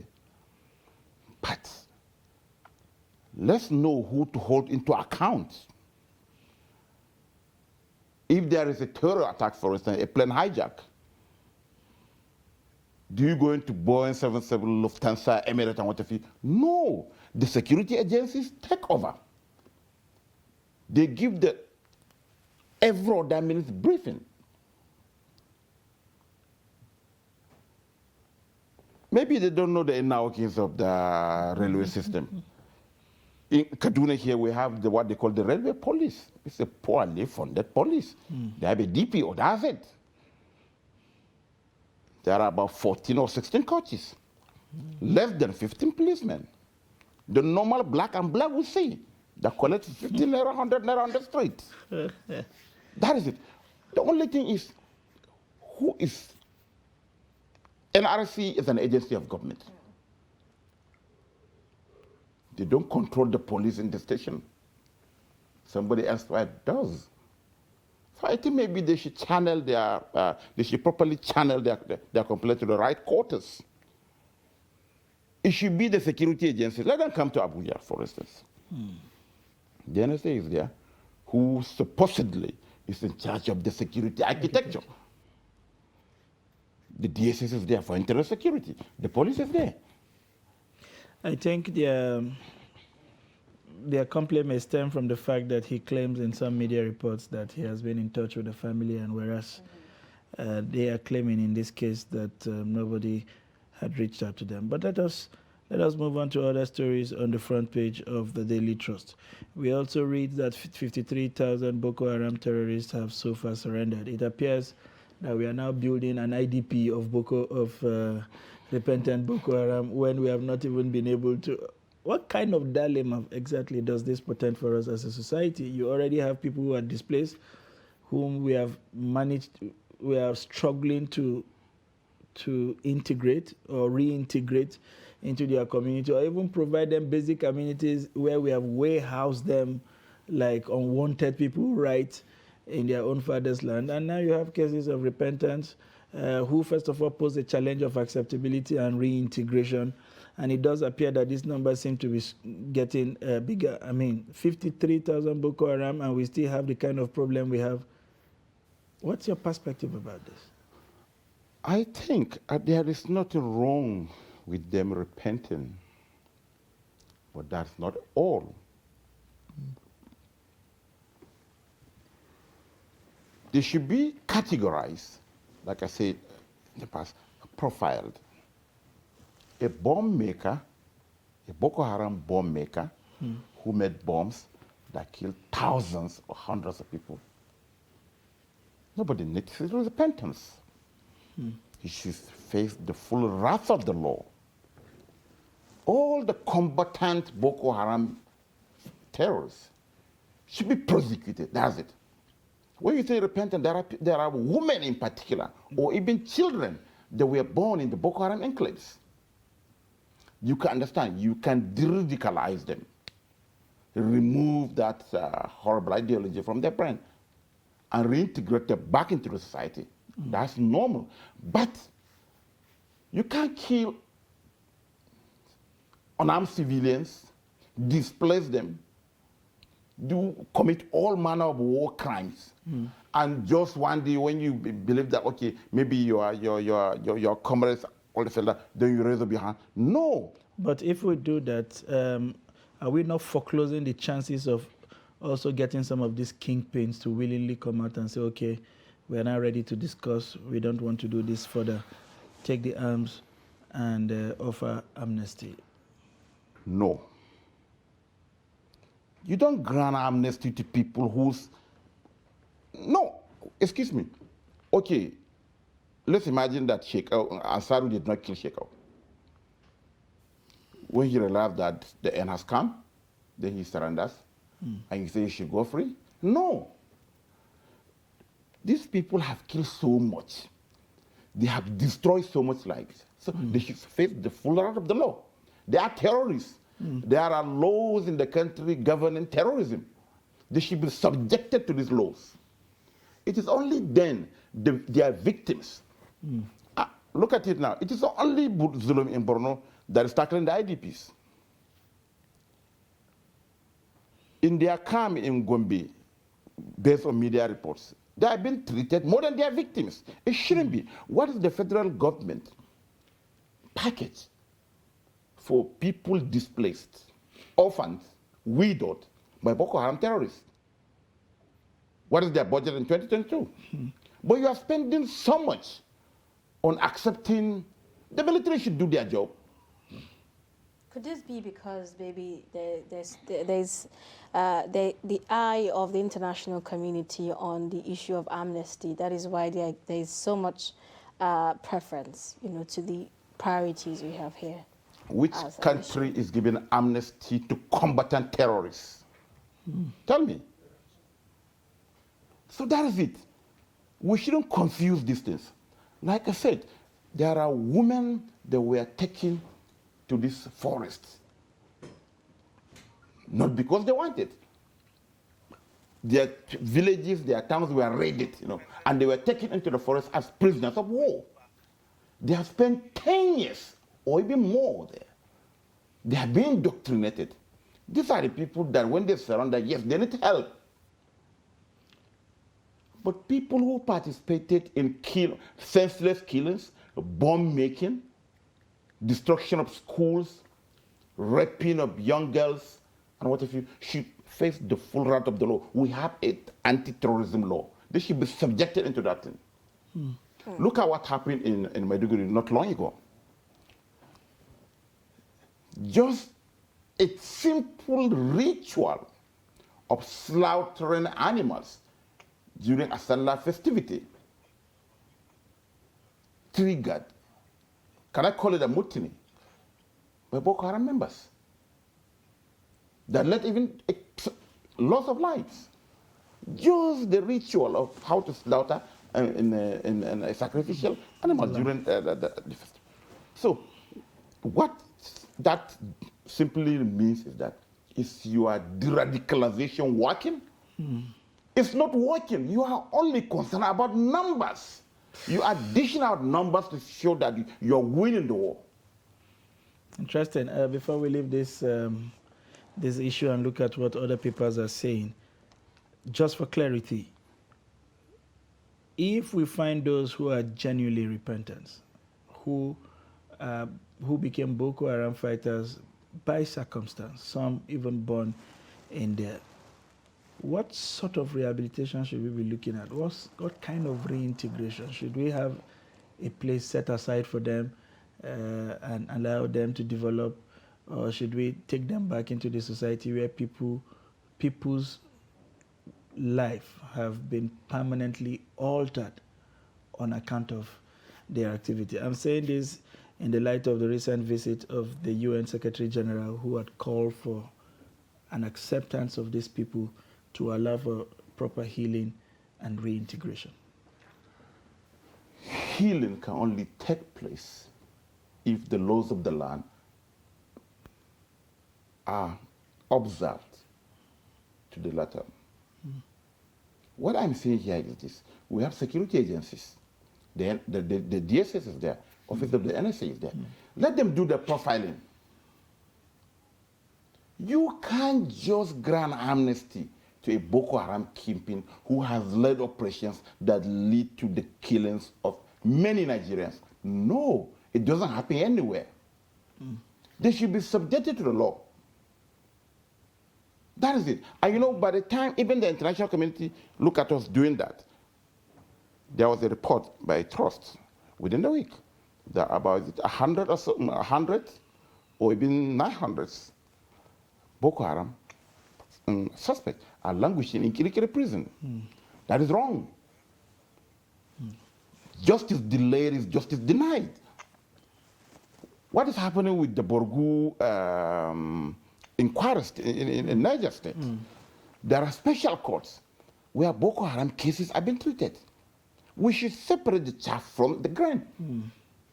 Those that will allow them, will know that they will be truly de-radicalized. They should be de-radicalized and integrated back into society. But those that we have confirmed that they have commandeered senseless killers of Nigeria should face the full wrath of the law. There are laws to tackle all these things. I think that's what the federal government should do, and the delay is what is causing all this pressure. Well, we're going to get right back to that and looking at some other stories on our dailies this morning quickly after this timeout. Do stay with us. Dear residents of our beautiful capital city of Abuja, I know we all desire to have a world-class city with working infrastructure and clean streets. That is why the Federal Capital Territory Administration is investing a lot of resources and manpower to ensure prompt evacuation of refuse from all nooks and crannies of the city. Now, this can only be sustained if all residents play their part by promptly paying their waste collection bills. Encourage everyone around you to be patriotic and pay their bills. The task of keeping Abuja clean is for all of us. Remember, soup way sweet, Namonikila. This message is from the Federal Capital Territory Administration.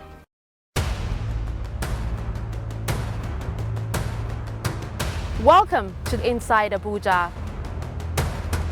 Most people who drive on Nigerian roads believe that it's only when you see a law enforcement agent that you are supposed to behave. Meanwhile, you already know what is right for you. You cannot take what you cannot give. So they cannot come and enforce and take what they cannot give us. So if there is something they want to take from us, there must be an unanimous arrangement that if they collect or they have something to give us. Well, there's a group of vigilantes. They are trying small. Sometimes they used to come out in the night. For Abuja Investments Company Limited owned markets, the market itself is insured. That is for the owners of the market itself. The carton of Nigerian chicken was 8,000 naira, but we are selling it 18,000 naira now. Kilo was 1,000 naira, 1,100 then, but now we are selling it 2,000 naira. And it is not our fault, it is the way we buy.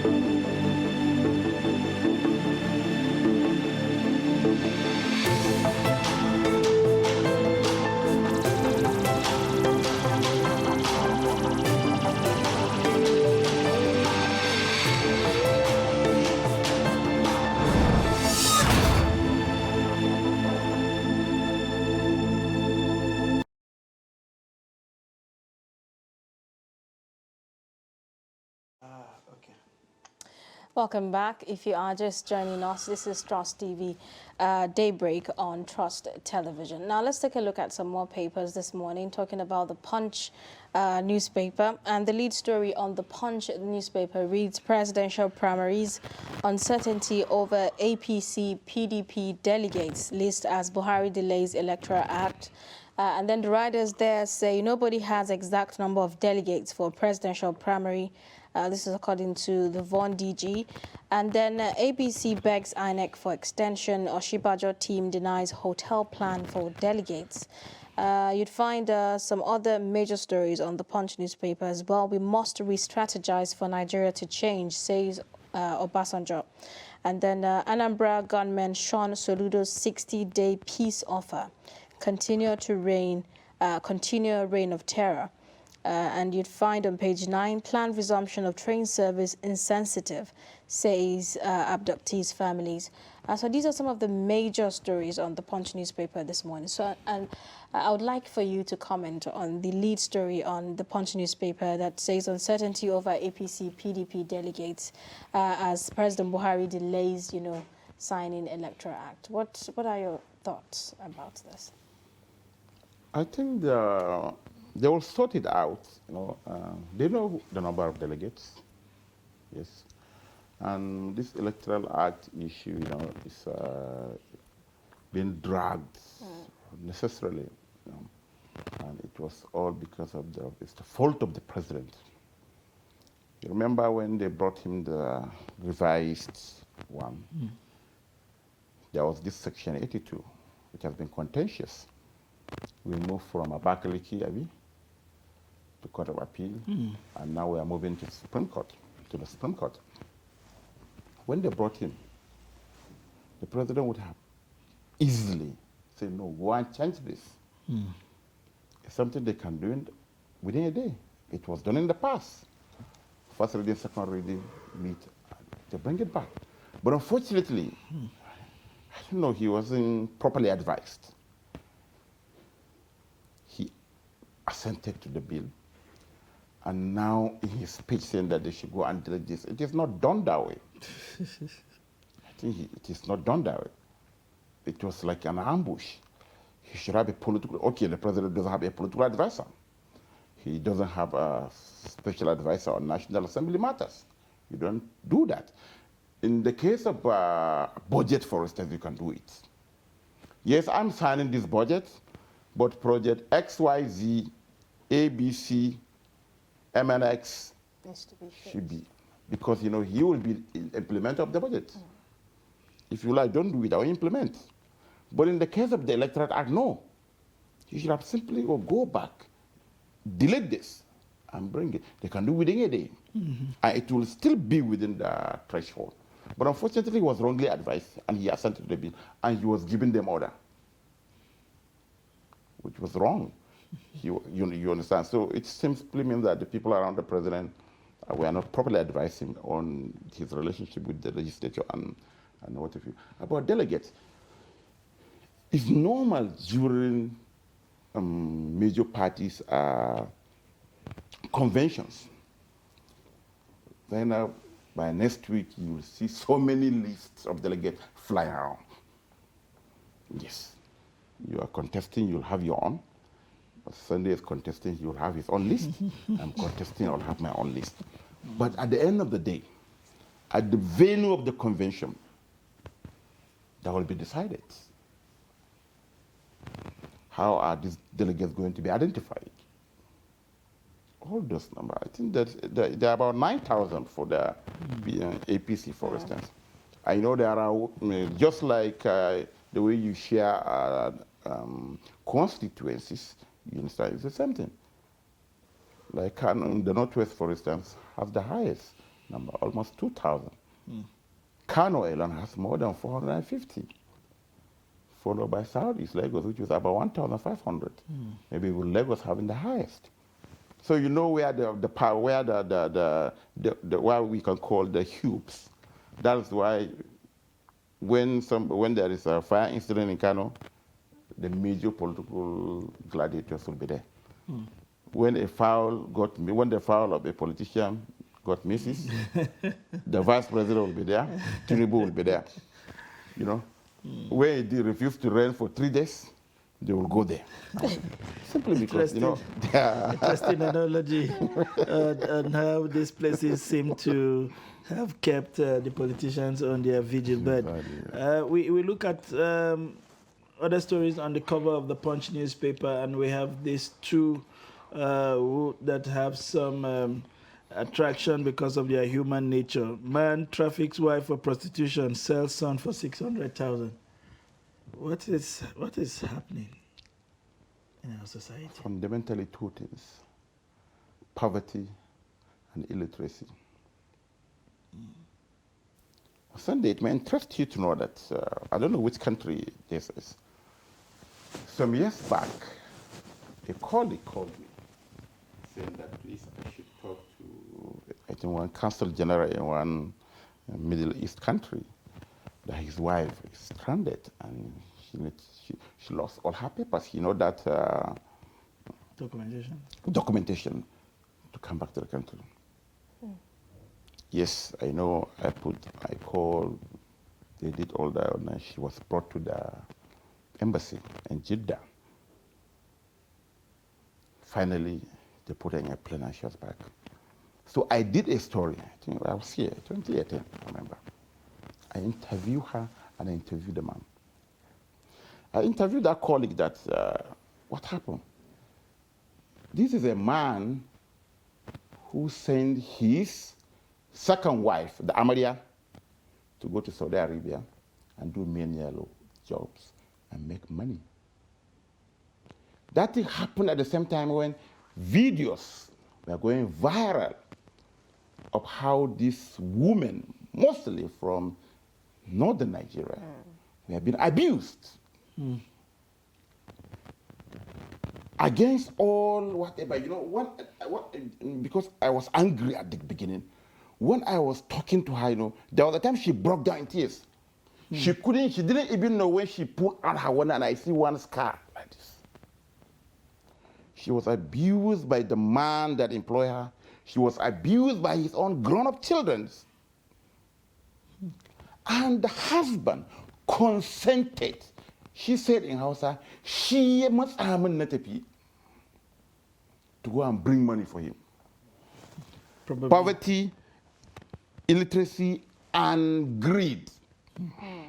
You know, I was just saying yesterday at the editorial meeting that if you probably dig further, you would notice that he took this money to marry another wife.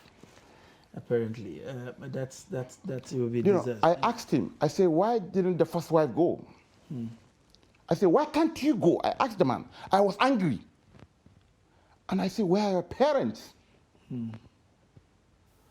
See, when I was going, they all celebrated. So you can see what poverty can do, what illiteracy can do, and what greed is very important here. Yeah, I think it's a combination of the whole three in this situation. Before I let you go from the Punch newspaper, I would like your reaction on the Okada ban in Lagos, as it seemed to have elicited clashes with over 200 bikes seized as Lagos vowed to rid the state of Okada. We are beginning to see too many menace between the community and this Okada rider. Is there no permanent solution to this problem? Sunday, you can't have a permanent solution when you don't have a social policy. Transport system, even in the West, is a social service, fundamentally, because of the security nature. You understand? The subways in London, the US, and whatever, you understand? And it is the cheapest means of transportation. That's why you don't need to be bringing your cars every day when you come to work. But in Nigeria, do you have any such things? If you become a governor of your state, you know, maybe there is a Kano line, Katsina line, you buy 3, and you think that's enough? No. Unfortunately for Governor Sanwo-Olu, he is taking the right measure at the wrong time. We're on the eve of election. I read yesterday, they were even threatening him. Stop this ban, and we'll vote for you. Does that not feel like a blackmail of some sort? And unfortunately, let me give you Kaduna, for instance. Before 2015, the then governor, Ramalan Yaro, he banned Okada. And there was sanity. Even though when you ban Okada, people must travel. There was no replacement. We didn't see buses covering almost all the major routes. No. But we see the influence of Keke Napep, what they call it, this trick show, understand? That is what is happening in Kano. Concosto banned it, and there are millions of Keke Napep in Kano. They have now snowballed. They created a problem that is worse than Okadas. You know, I was looking at a picture from Kano where the entire lanes were taken over. You find them on, you know, they line up as if they are going on a rally. Yeah, thousands of them. And you know that picture? You know, the best flyover we have, I can say, in Africa. Yeah. It was a Dengue roundabout, beautifully built. I think about 3 layers. But you know that I saw. So they are even, you know, this it's a sacrilege. You know, maybe it wasn't the transitioning was the problem. They just dropped the bike and jumped on, dropped on the rickshaw. The problem is this. Even if you want to stop this, yes, for instance, in Lagos, Sanwo-Olu, you know, you have his thinking cap. If you ban Okada, people.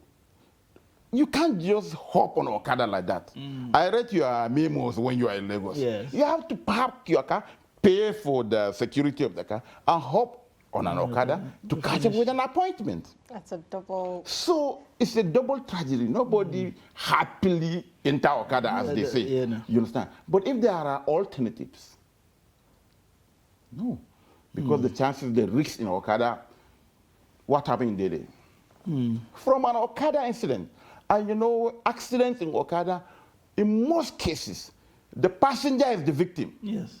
He will, some of them negligence, recklessness, he will see the danger coming, he will jump. And deliver the Okada. And deliver the passenger. So that unless if we have, okay, we are pushing out Okada, or we are pushing out Keke Napep, what are we replacing it with? You can't leave a vacuum. If you leave a vacuum, they will return. In most, like Kaduna now, Okada has been banned. When RFI did it, I thought that maybe it will bring public buses or whatever, but there are none. People trek for long distance. So they have no option. The Okada is reckless. Even in your house, in your family, you know, you'll have a victim of Okada with a bruised face, with a dismembered, but you will still use it. It's the case of the devil and the deep blue sea. That is it. Yeah. So we quickly move on to the Nation newspaper, as time is no longer friends. And the major story on the Nation newspaper reads, pressure on APC governors over tickets for senators and reps. Intrigues threaten pacts in some states. You have some pictures there of the rally in Osun State, Omishore and the Oni of Ife right there. And the governor, where he was telling them that silver and gold I have none. You just trust my capacity to deliver. And the opposition man is saying they defeated me last time on the sharing of dollar and pounds. Now I am ready to match them dollar for dollar. So it's an interesting development to look up to. You have the picture of the CBN governor and the MTN executives, both from Nigeria and South Africa, where they paid a courtesy call on him over the commencement of the Momo Bank, the online bank by the giant telco operator in Nigeria. And right above the name marks, you have Tinubu to Bauchi delegates. With you, I will win. Salami panel report on Magu stalled 2 years after. Many Okada riders are criminals, says the Commissioner of Police. In Lagos, steps up band enforcement. You find that story on page 2. IPOP to Kumui, no crusade.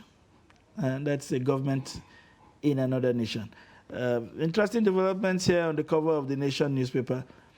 Are we ever going to get to a point where we will see this intrigue between governors? They are now interested in the seats of the senators, and clearly they are obvious threats. Even those that are going for president have also bought senatorial forms on the sideline. And they are not offering their own seats to the senators to come and occupy. They are anointing God's sons and God's children and God's servants. Would we ever see this battle stop at all? Yeah, you take Kano, for instance. Almost all the serving minus Barrow, which his ticket was returned to them just at a dime minute. You know, almost all of them are not returning. They come to NNPP. More than 10 of them, you know, they come to the new party just to get their seat back. And because there is no retirement in Nigerian politics, you are governor for 8 years. No, you won't go back to your farm, or you're a teacher, you go back to the university. No.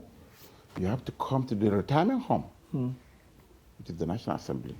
Indeed.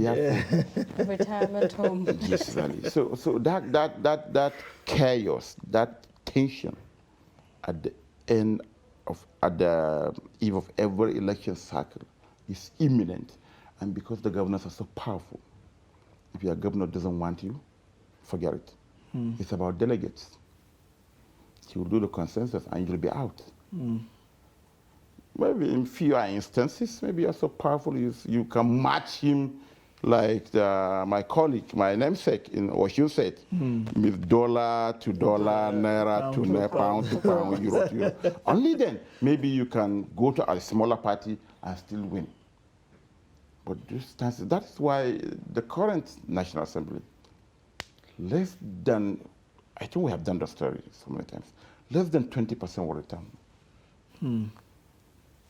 They will come, eat their own share, and go back to their poverty or obscurity or what have you. Because you are, every day you are, what do you call it, you are graduating former governors. And the Senate is their retirement home minister. So these are the issues.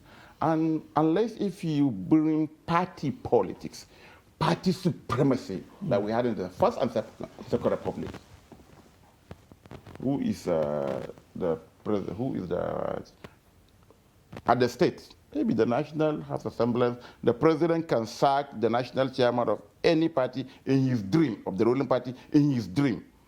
We saw what happened between Obasanjo and in the 8 years of Obasanjo. Aoni, Solomon La, Gemade, that Benue man, and what have you. In his dream, he can sack them, not to talk of the states. Who is the party chairman in your state? He can't even shake the hand of his governor. All the political meetings are not done at the party secretariat. They are done at the government house. So the governor called the shot. He has the money. So that is it. Unless this changes, I don't think this will change before the election. And I don't see this thing changing before even the next election cycle because of our psychology. It's about money, It's about power. So, party supremacy. And again, even, do you have even democratic, are you even electing party executives through a democratic means? Process. No. You impose your voice. A professor can be a boy. If you see him talking about his governor, even though if the governor is an illiterate, you'll wonder what exactly is happening. Seems like we have quite a lot of problems to chew there. Indeed. Viewers at home, this is where we would draw the curtains on the newspaper analysis, as you have heard directly from the horse's mouth, even though my guest here is bigger than a horse. It's a pleasure to have had the editor of 21st Century Chronicle in the studio, talking about no other than Malam Nuruddin Abdallah, a friend and a brother, and a friend of the house, of course. Join us to offer his perspective on the front pages of the various national newspapers that we have had the time to review. Thank you for being with us, and we wish you a delectable Friday. We will take a short breather. When we return, the program continue. Please stay with us. But in a situation where you find that they look like the same, not necessarily tribal or regional. But I have said that.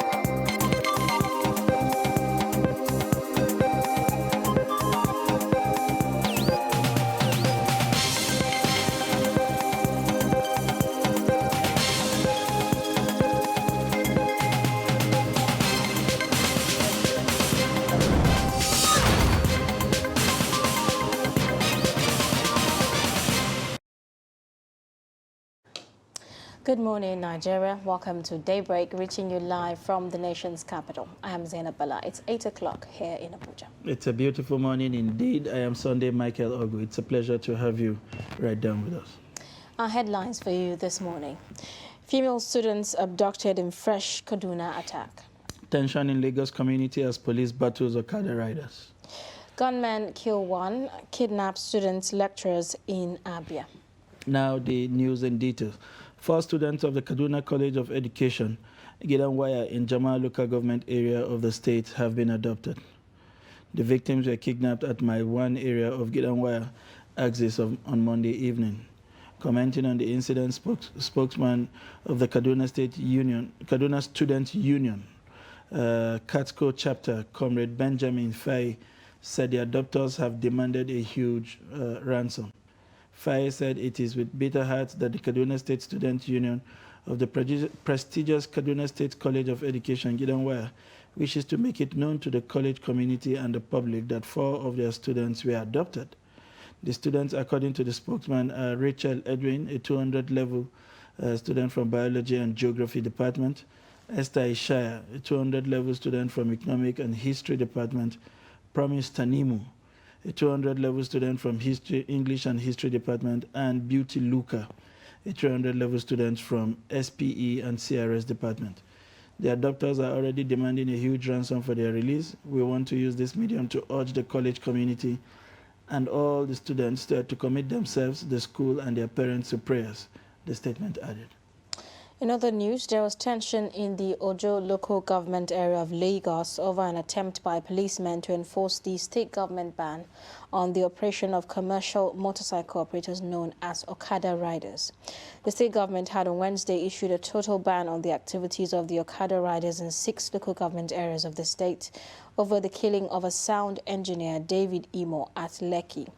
Our reporter learned that policemen from Onireke police station, Ojo, had impounded some commercial motorcyclists for operating along the Mile 2 Badagry Expressway, an action which the riders resisted. The riders attempted to overrun the station and possibly set free some of their members who were arrested by the policemen. The riders set fire in the middle of the road while the owners of vehicles abandoned them by the side of the road due to the chaos. Now, the crisis led to a stampede as pedestrians fled for fear of being caught up in the crossfire. Moreover, the incident created heavy vehicular movement on both sides of the road. Now, while the policemen fired several shots into the air to disperse the commercial motorcycle operators, the riders themselves pelted the officers with stones, daring the policemen to come after them. A combined team of anti-riot policemen and some soldiers have been deployed to return normalcy to the area. In other news, gunmen attacked a shuttle bus conveying students, lecturers, and other commuters along Okigwe-Uturu Road, few meters from the Abia State University.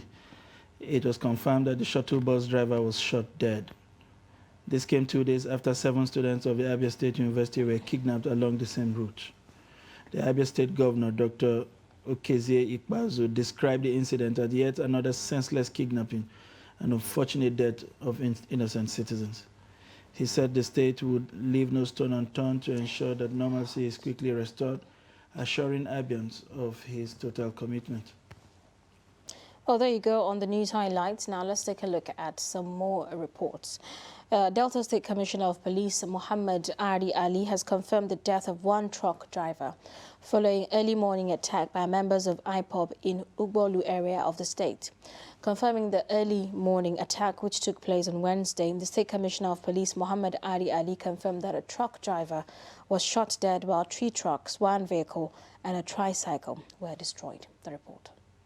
The commissioner added that security operatives have been on patrol since news surfaced of a possible attack in Delta State for not adhering to the sit-at-home order. Dangote truck that was loaded with cement on its way from Okwila coming to Asaba was intercepted at that particular roadblock. In the process, the driver was asked to come down. They now asked him what he was doing on the road in spite of their directive that there should be sit at home. He told them that he wasn't aware of that sit at home order. They shot him point blank and they killed the driver. We raised there. Unfortunately, they had deserted that spot. He also disclosed that the attack was carried out by IPOB members who are resident in the state. It may interest you to know that these people did not pass through the water to come here. They have a farmland. Most of them that are there committing this atrocity came from a particular state around the southeastern state who have been farming at Ugbolu. Chinonso Okafor, a tricycle rider, gives details of his encounter with members of IPOB who burnt his tricycle. I come out this morning with my wife, so we reach here. I see that motor with that side, they revise, they come back. So I tell my wife, say, no, wait more, no, wait till they happen for front first. Before, no, some boys don't surround us. They carry me come down. My wife, I don't even know how they take work herself. They say, I lie down before I know my kid don't born. So from there, I look like this, I don't see anybody by my side again. I enter bush. Also confirmed that Bonsak, Okowe and Ugbolo area of the state are at risk, but security operatives are out to protect lives and property. There you go. Now looking at more reports. After 52 days in captivity, relatives of the victims of the Kaduna-Abuja train attack who are still in captivity have called on government to halt the planned resumption of the train services along that route. The leader of the victims' relative, Fatai Jimo, in a press briefing in Kaduna, demanded the immediate replacement of the management of the Nigerian Railway Corporation due to what he called gross misconduct. Lami Sadiq reports from Kaduna. It's been 52 days since terrorists attacked the Abuja-Kaduna train and abducted over 60 people, most of them still in captivity. Relatives of the abducted passengers say they have been living in agony and mental instability occasioned by the continued stay of their loved ones in captivity. The MD of NRC, Mr. Fidet Okiria, claimed in a recent interview that he has been in regular contact with the real, in quote, relatives of kidnapped passengers. Nothing can be further from the truth. We challenge Mr. Okiria to name just 10 of the real, in quote, relatives he has been dealing with out of the over 1,000 relatives of his passengers still held hostage in the forest. We want to put on record that the Managing Director of NRC, Mr. Fidet Okiria, has not met any of the relatives of abducted passengers since this incident occurred. We made several attempts to meet him and all our efforts were to no avail. We submitted the email addresses of leaders of our group to Malam Yakubu Mahmoud, Deputy Director and Spokesperson NRC, for the purpose of starting the situation room. But it has been one excuse or the other, as nothing has been done in this regard. The attitude of the top management of NRC to presidential directives is a clear testimony of gross incompetence and insensitivity to the plight of relatives of abducted passengers, and we demand their immediate replacement. The relatives who prayed for the safe rescue of their family members called on the federal government to ensure that the Abuja-Kaduna train service is put on hold pending the release of all passengers. We would once again like to appeal most passionately to Mr. President to direct all security agencies involved in the rescue efforts to accelerate action so that our beloved ones in captivity can be reunited with us soonest. Our prayers remain: 1. Safe rescue of family members in captivity. 2. Abuja-Kaduna train service should be put on hold until our first prayer is met and adequate security measures are put in place to guarantee the safety of prospective passengers.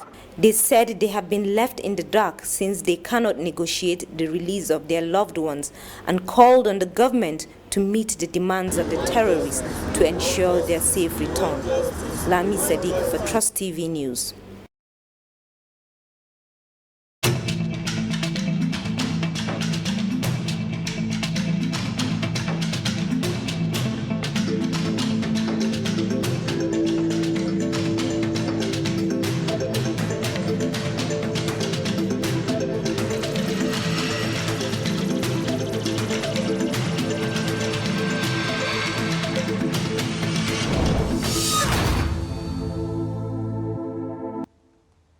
Well, there you go. Now it's time for us to start our discussion on the program this morning. Now, the last few weeks in Nigeria has been characterized by a plethora of events, some of which have led to the breakdown of law and order, destruction of property and loss of lives.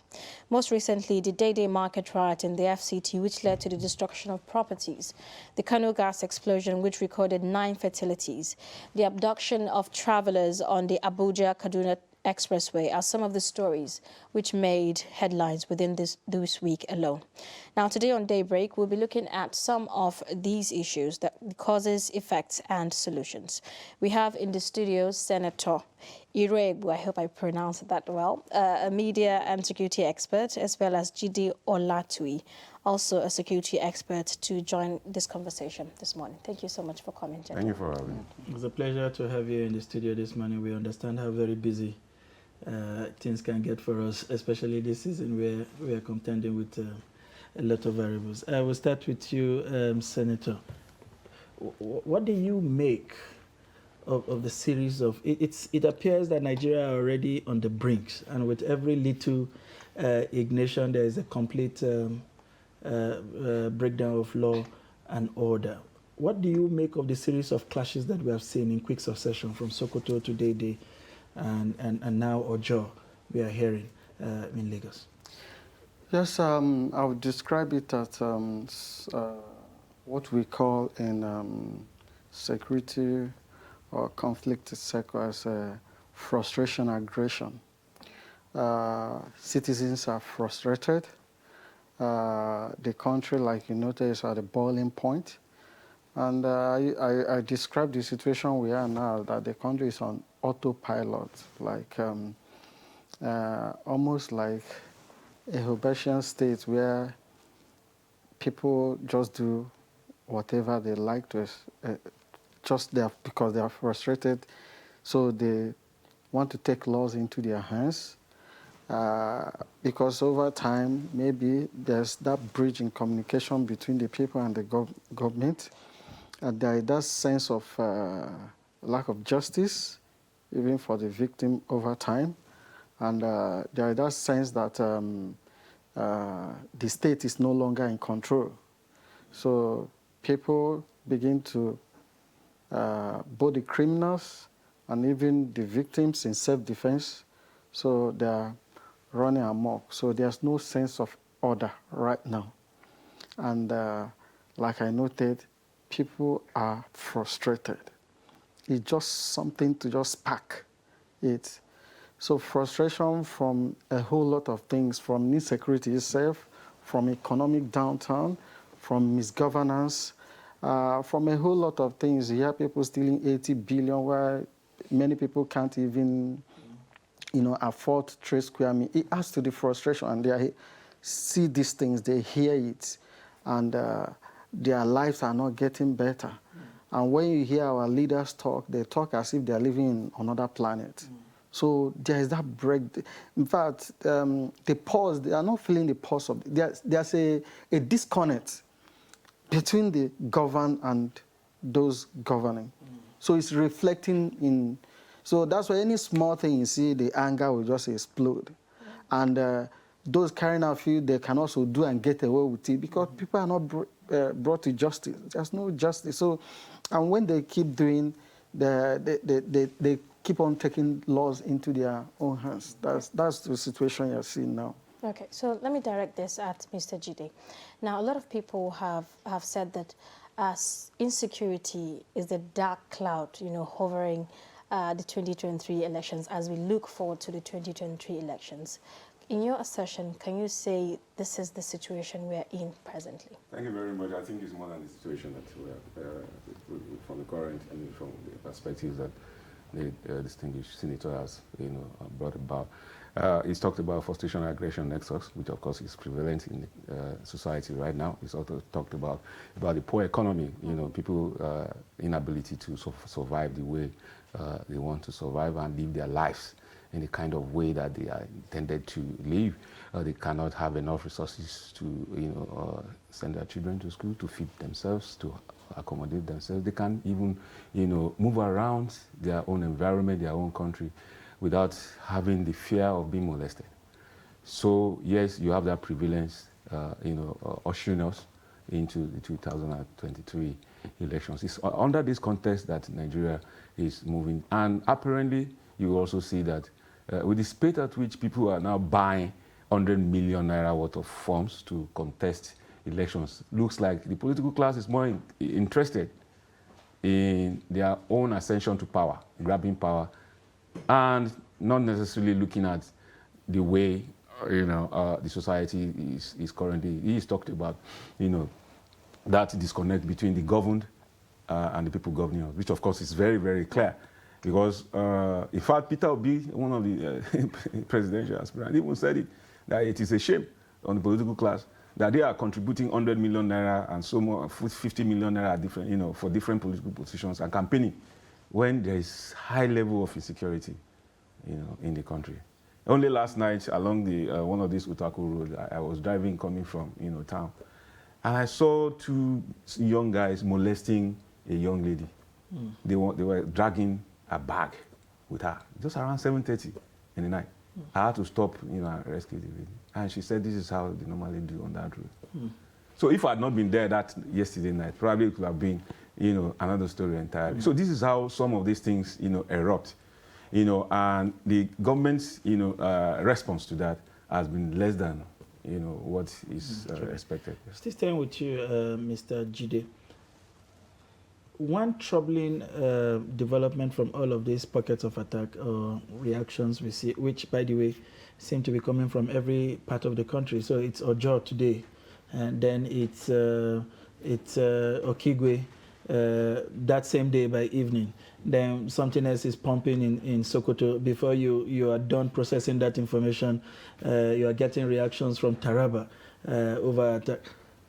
Is it that our intelligence community do not understand the import of these pockets of attack that are occasioned by all of the things that you have said and the dangers that it portends? Because, like you said, it's just like a place that is already poisoned by a leaked gas, waiting for that little spark, and it goes up. What is wrong that our security architects seem to be more reactionary than doing something to nip this crisis in the bud?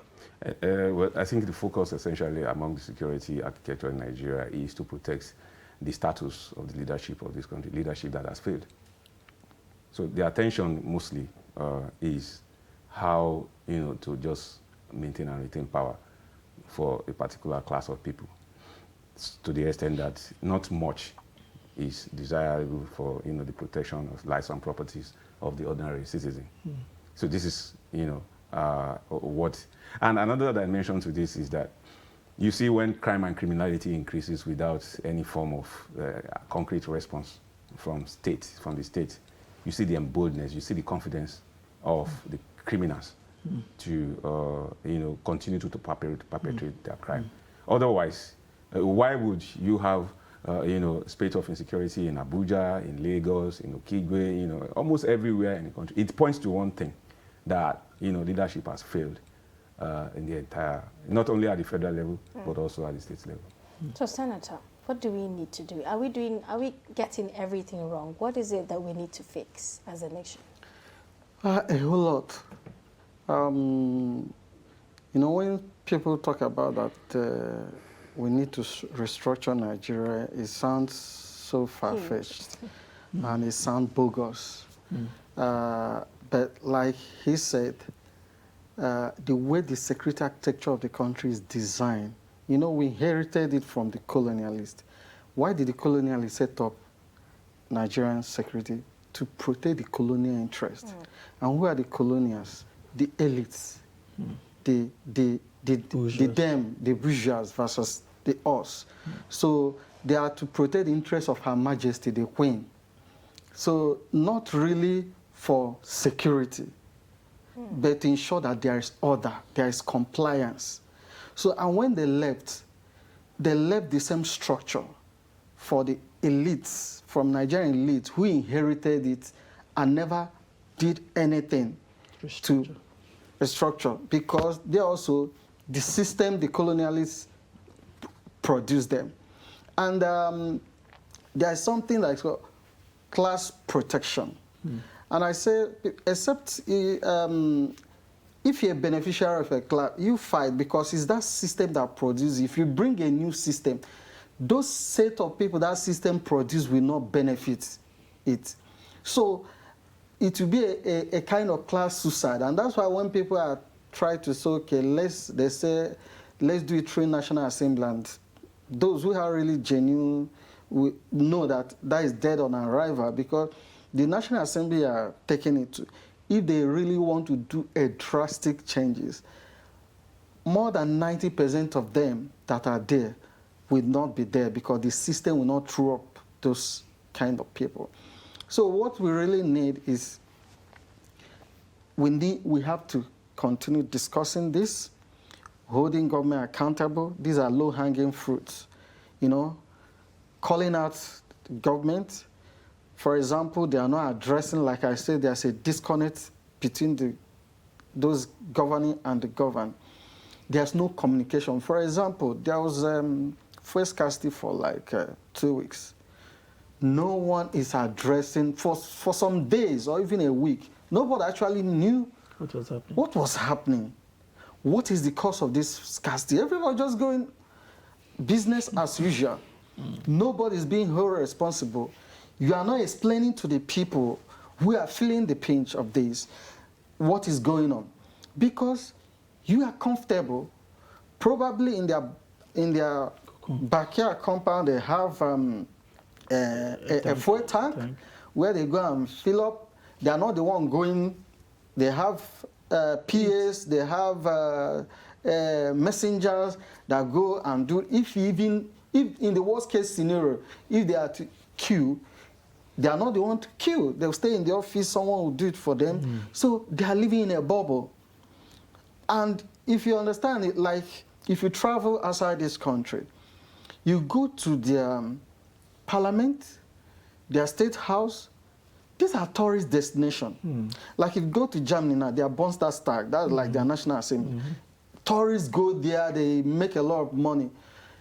You can see that there's a connection between that institution and the people. It's not far away, but just some kilometers to they call it three-arm zone. You're already calling up the people. People outside looking in what is going on there. They are shielded. So the structure, the mentality of our governance is already a disconnect. So the problem is from there before. That's why sometimes, even if you bring a very brilliant person, like what makes the Western society what they are? Because the institution is already efficient. That's why even if you bring a Buffon, You're forced to function. that system will, cushion his stupidity to an extent. The only difference is the brilliance and stupidity of any leader will enhance. Like the institution will be like 70%. The other 30% is the strength of the leadership. So if a leader is so stupid, it will remain that 70%. So that's why no matter the worst case scenario, something will stay the institution. So now, opposite is the case here. The leadership expected 70% because the institution is like 30. Now, when you get a leadership that is so bad, with a structure that is bad, that's why you have it so bad. So when you get a good leadership, you cannot only enhance it a little bit. So we have a huge challenge there. But like I say, we can't continue waiting until we get there. Something needs to be done is to continue holding this leadership that is responsible for almost 70% accountable, because this, as the responsibility is, the benefit is even like 1,000%. Because if you check the powers that Nigerian leaders, in fact, if you check constitutionally, Nigerian president is among the most strong. You can't even, American president don't have much power constitutionally. He has so many checks and balances. But Nigerian president can do and undo. That's true. So much benefits, so much return of. So they say to whom much is given, much is expected. Okay. But they are taking so much, giving so little. You don't address the people. You don't even bring them to show some empathy. So, and the thing cascades down, even down to a corporal on the road, So when they see the whole thing, and those outside looking in, what they are desiring, dream, is to become like those who. So even when you criticize, your criticism is just, I'm here. Because when you get there, the system will force you to begin to act. But now, it depends on your strength of character and personality to cushion the impact of that system and begin to ask questions. How do we change it? Okay, now let's hear from Mr. Jide this time around. It's from his explanation, it seems like we have a long way to go. Don't Yeah, indeed, we do have a long way to go. Unfortunately, you know, I hearing is a senator, you know, but he's discussing. No, it's my name. Is your it's your name that is senator? I won't be talking like okay. I'll So be because protecting you know, so I mean, he's discussing like an academic, and I quite totally agree with most of what he has said, because these are textbook, you know, kind of analysis that we have seen in reality, you know, in the Nigerian society. He has talked about, you know, institutions, the need to build institutions that can frustrate even the worst of leaders, because of course what we're doing is absent, you know, currently in Nigeria. He has also talked about, you know, we engaging, you know, the leadership, who is engaging the civil society, the media, you know, and the general populace. So there's need to, you know, to continue to, you know, engage with the leadership of this country to help direct them aright, even though the institutions are not there. Yeah. But the people are there. Now, that is the hope that I have for this country, that all is not lost. Why? Because Nigeria do have advanced citizenship. We are far more advanced. I mean, the people are far more advanced than people at the...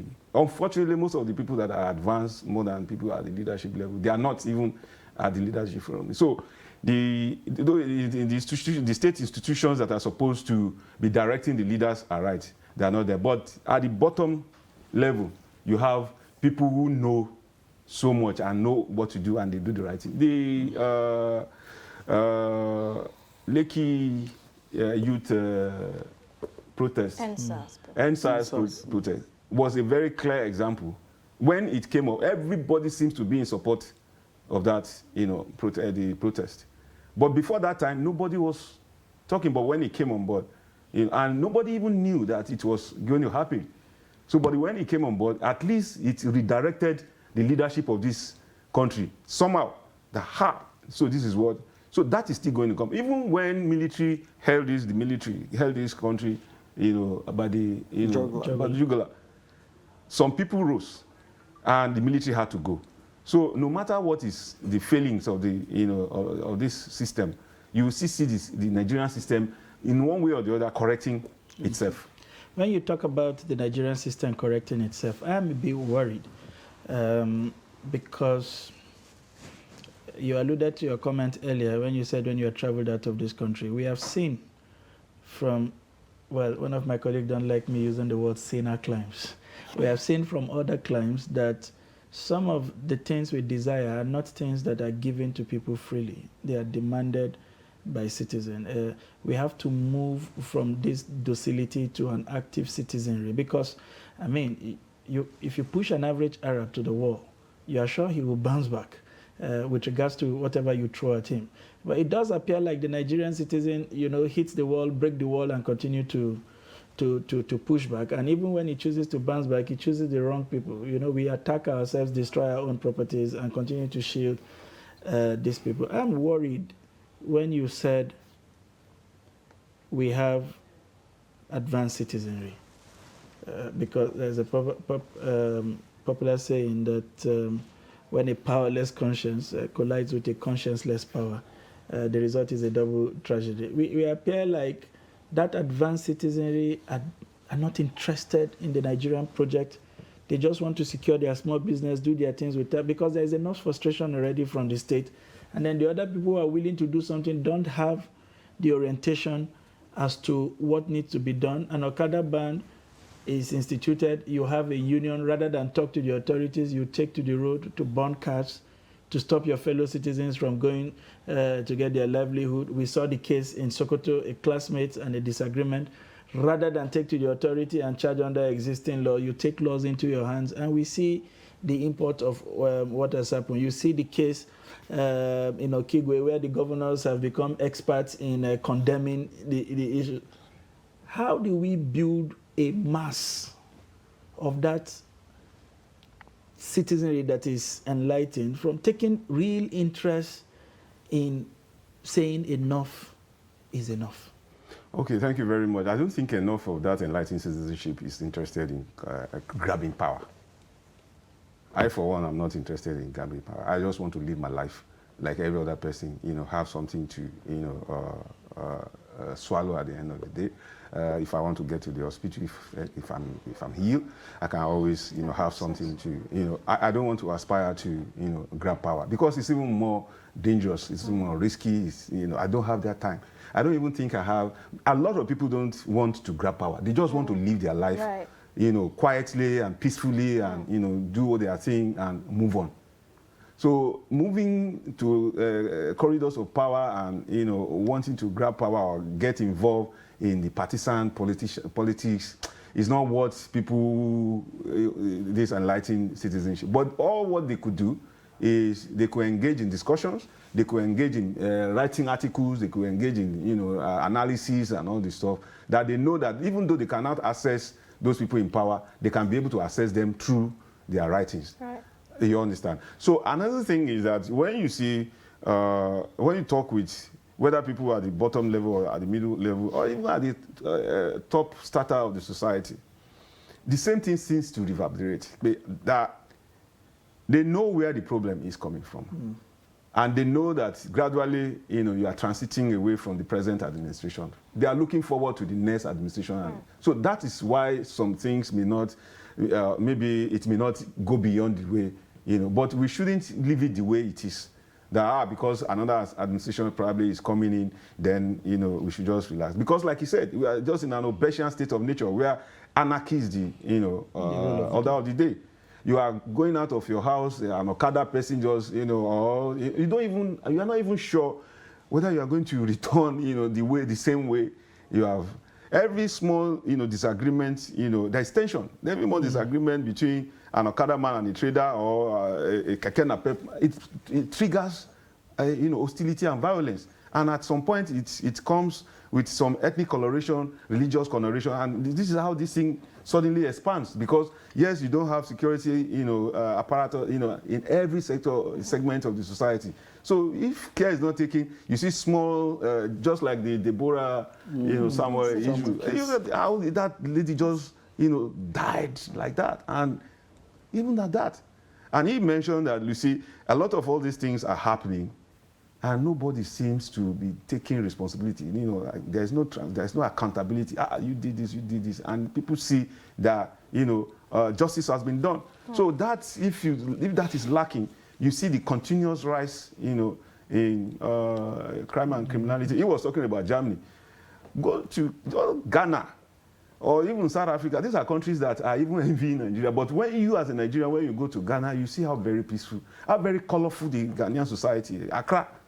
You see, I was in Accra about 3 or 4 weeks ago, and I've always been going to that country, 10, 15 years, and I've seen, not that Accra is the model, not that it's better than Nigeria, but you can see the trial at developing progress that those people are making in terms of the structures, in terms of the road networks, in terms of livelihood. You'll be happy that that's why you see a lot of Nigerians, either academically or business-wise, they are, gravitating towards. We will take a short breather. When we return, this discussion continue. Please stay with us.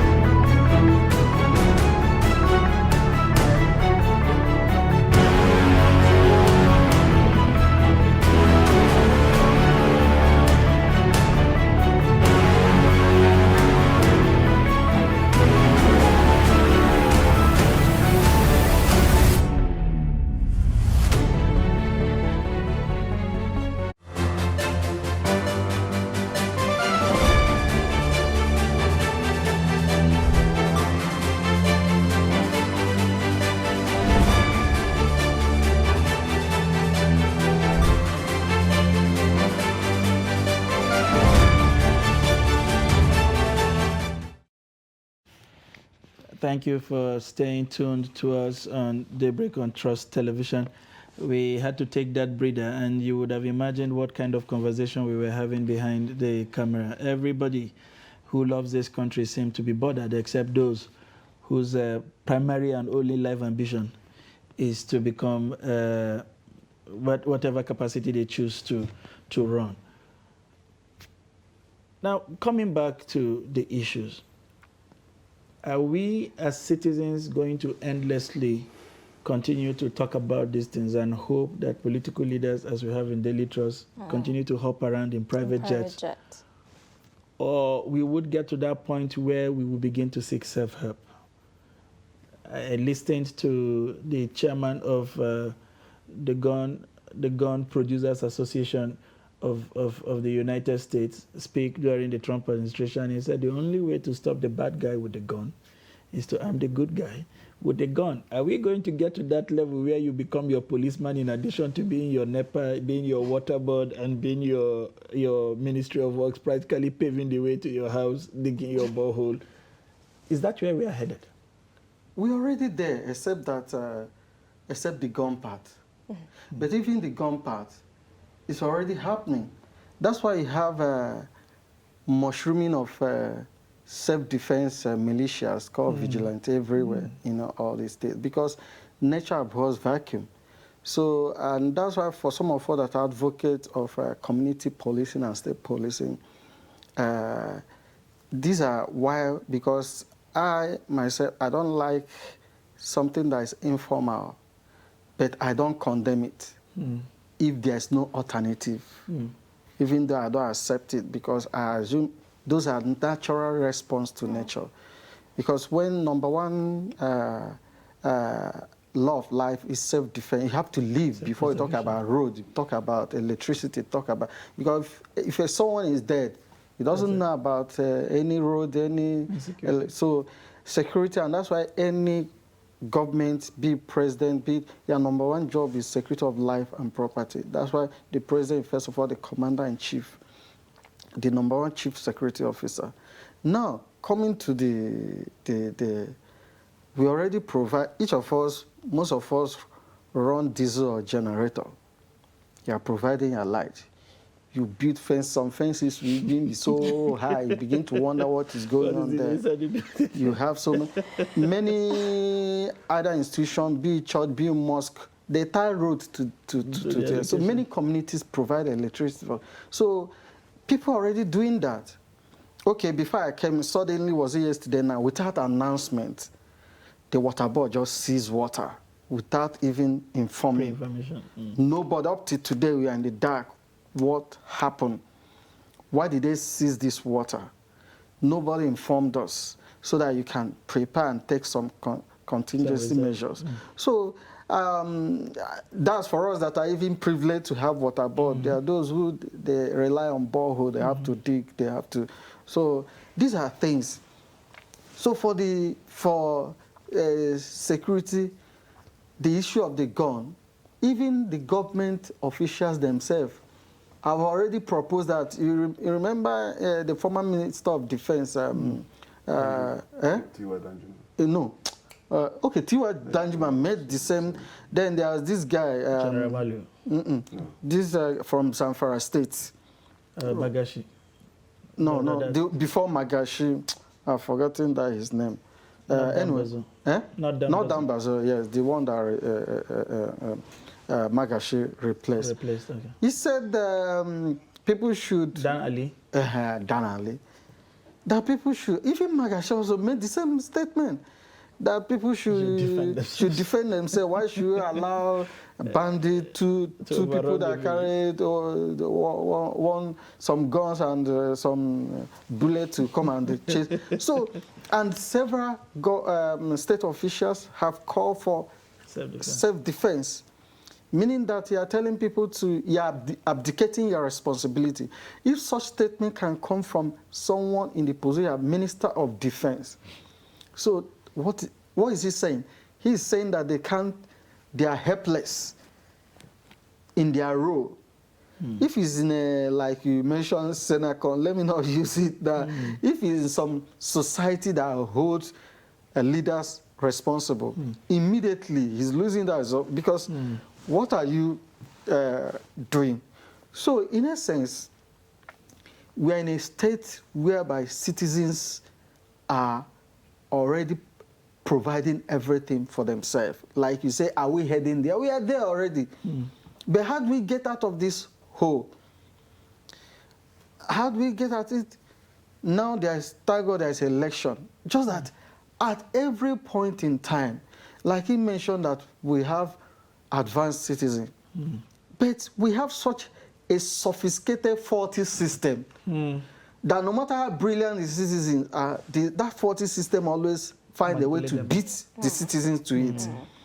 Because it's okay, go and arm yourself with the PVCs and the politicians will always find a way to cut corners to make sure that either people are disenfranchised or people are discouraged from even getting there.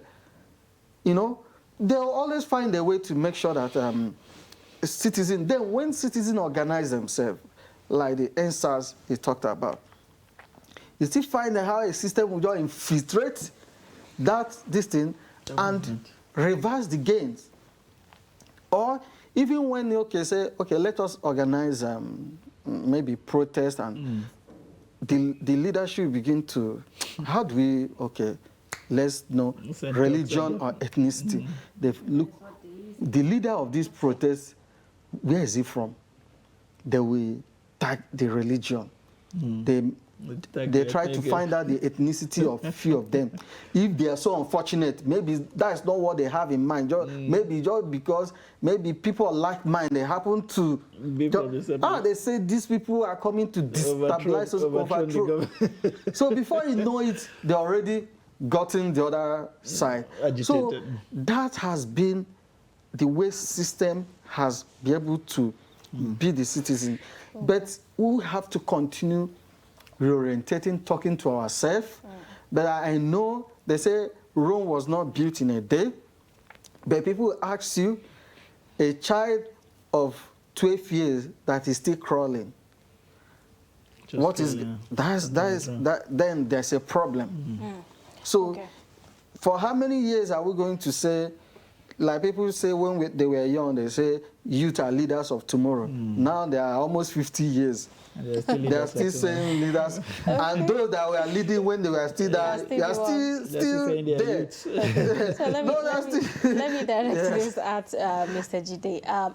How important is it for the government, to communicate? How important is communication between the people and the government in helping stem all of the challenges we are facing as a nation?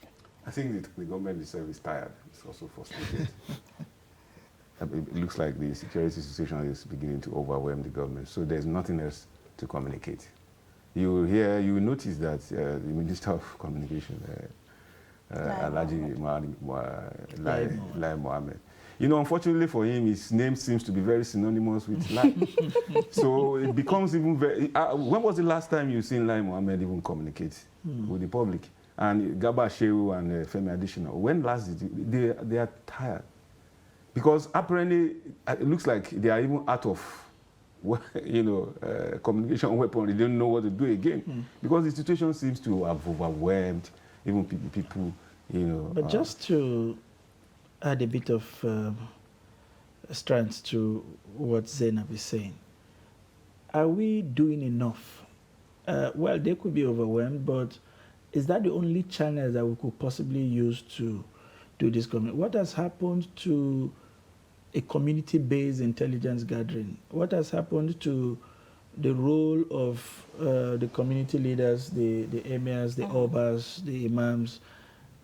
Can't we revitalize all of and create some trust such that we could have, tangible feedback and communicate this thing and create a bond so that they understand it is we and you versus them rather than what is going on? My brother, the economy has turned everybody into, the society into, everybody trying to fend for himself. Just like he said, that you know it. You do your own, when you build a house now, you do your own water system, you generate your own water system, you put a buzu there. If you don't put a buzu there, if anything happens, people will even be blaming you. Even the police will be blaming you that, you built a house like this, you didn't put a security guard there. So, I mean, it gets to that point, and you were also talking about retaining guns and all that stuff. Maybe we'll go there at some point, you know. But you see, we already have a very high level of domestic violence. Gender-based violence, domestic violence, neighborhood violence. Then you want to begin to have guns. When you have road rage, you know, tension is already in the society. If you now have access to weapons, the next thing is, you know, you just abuse me, I just draw a weapon and I kill you. That will bring another, you are trying to solve a problem, but you see, you are expanding, you are going to, you know, another level. But if we talk about, let's come back to the issue of communication. It would have been better if, let's say, the president is always, you know, like the president in Ghana, Nana Akufo-Addo. If he becomes very statesmanly, and, you know, as he's trying to do something quietly, you know, talking with the defense chief, you know, and all this stuff. And he's also communicating directly, not through media aids. Not through media, not through channels that, you know, coming maybe on a monthly basis. Right. Be doing a review of security situation. We have had, this is what we have been doing, this is what we have been doing. We plead with the citizenry, you know, just people will have more passion that the government is actually doing something, and they will look up as a father. The president is, so people will, every month, if he continues to do that, what has he got to say? But you see, when you don't communicate it, she's very right. If you are not communicating with, it's just like husband and wife in the house. If you are not communicating, how do the family progress? Interesting. What a way to round up this conversation. I wish we had more time to drill into other aspects of this conversation, but I'm sure that when we call on Senator Irabu and Jide again at other times, they would oblige us. And we will continue to talk, as the analysts have stressed in this conversation. It's been a pleasure having you in the studio. We've been talking with Senator Irabu, a media and security expert, as well as Jide Olatui, a security expert, who have joined us in the conversation to x-ray the pockets of violence we have seen around the country and the implication for national cohesion. It's a pleasure to have had you in the studio. This is where we would call it a wrap for today. Thank God it's Friday, as they say. We would be able to catch some rest towards the weekend, where we would recharge and return to serve you even better packages for next week. Please stay tuned with us on all of our channels, from Facebook to Twitter, and all I've handled. If you have missed any part of the show, you could catch up on those handles. It's been a pleasure having you on the show this morning. I am Sunday Michael Ogu. And I'm Zainab Bala, and we leave you with my daily hustle.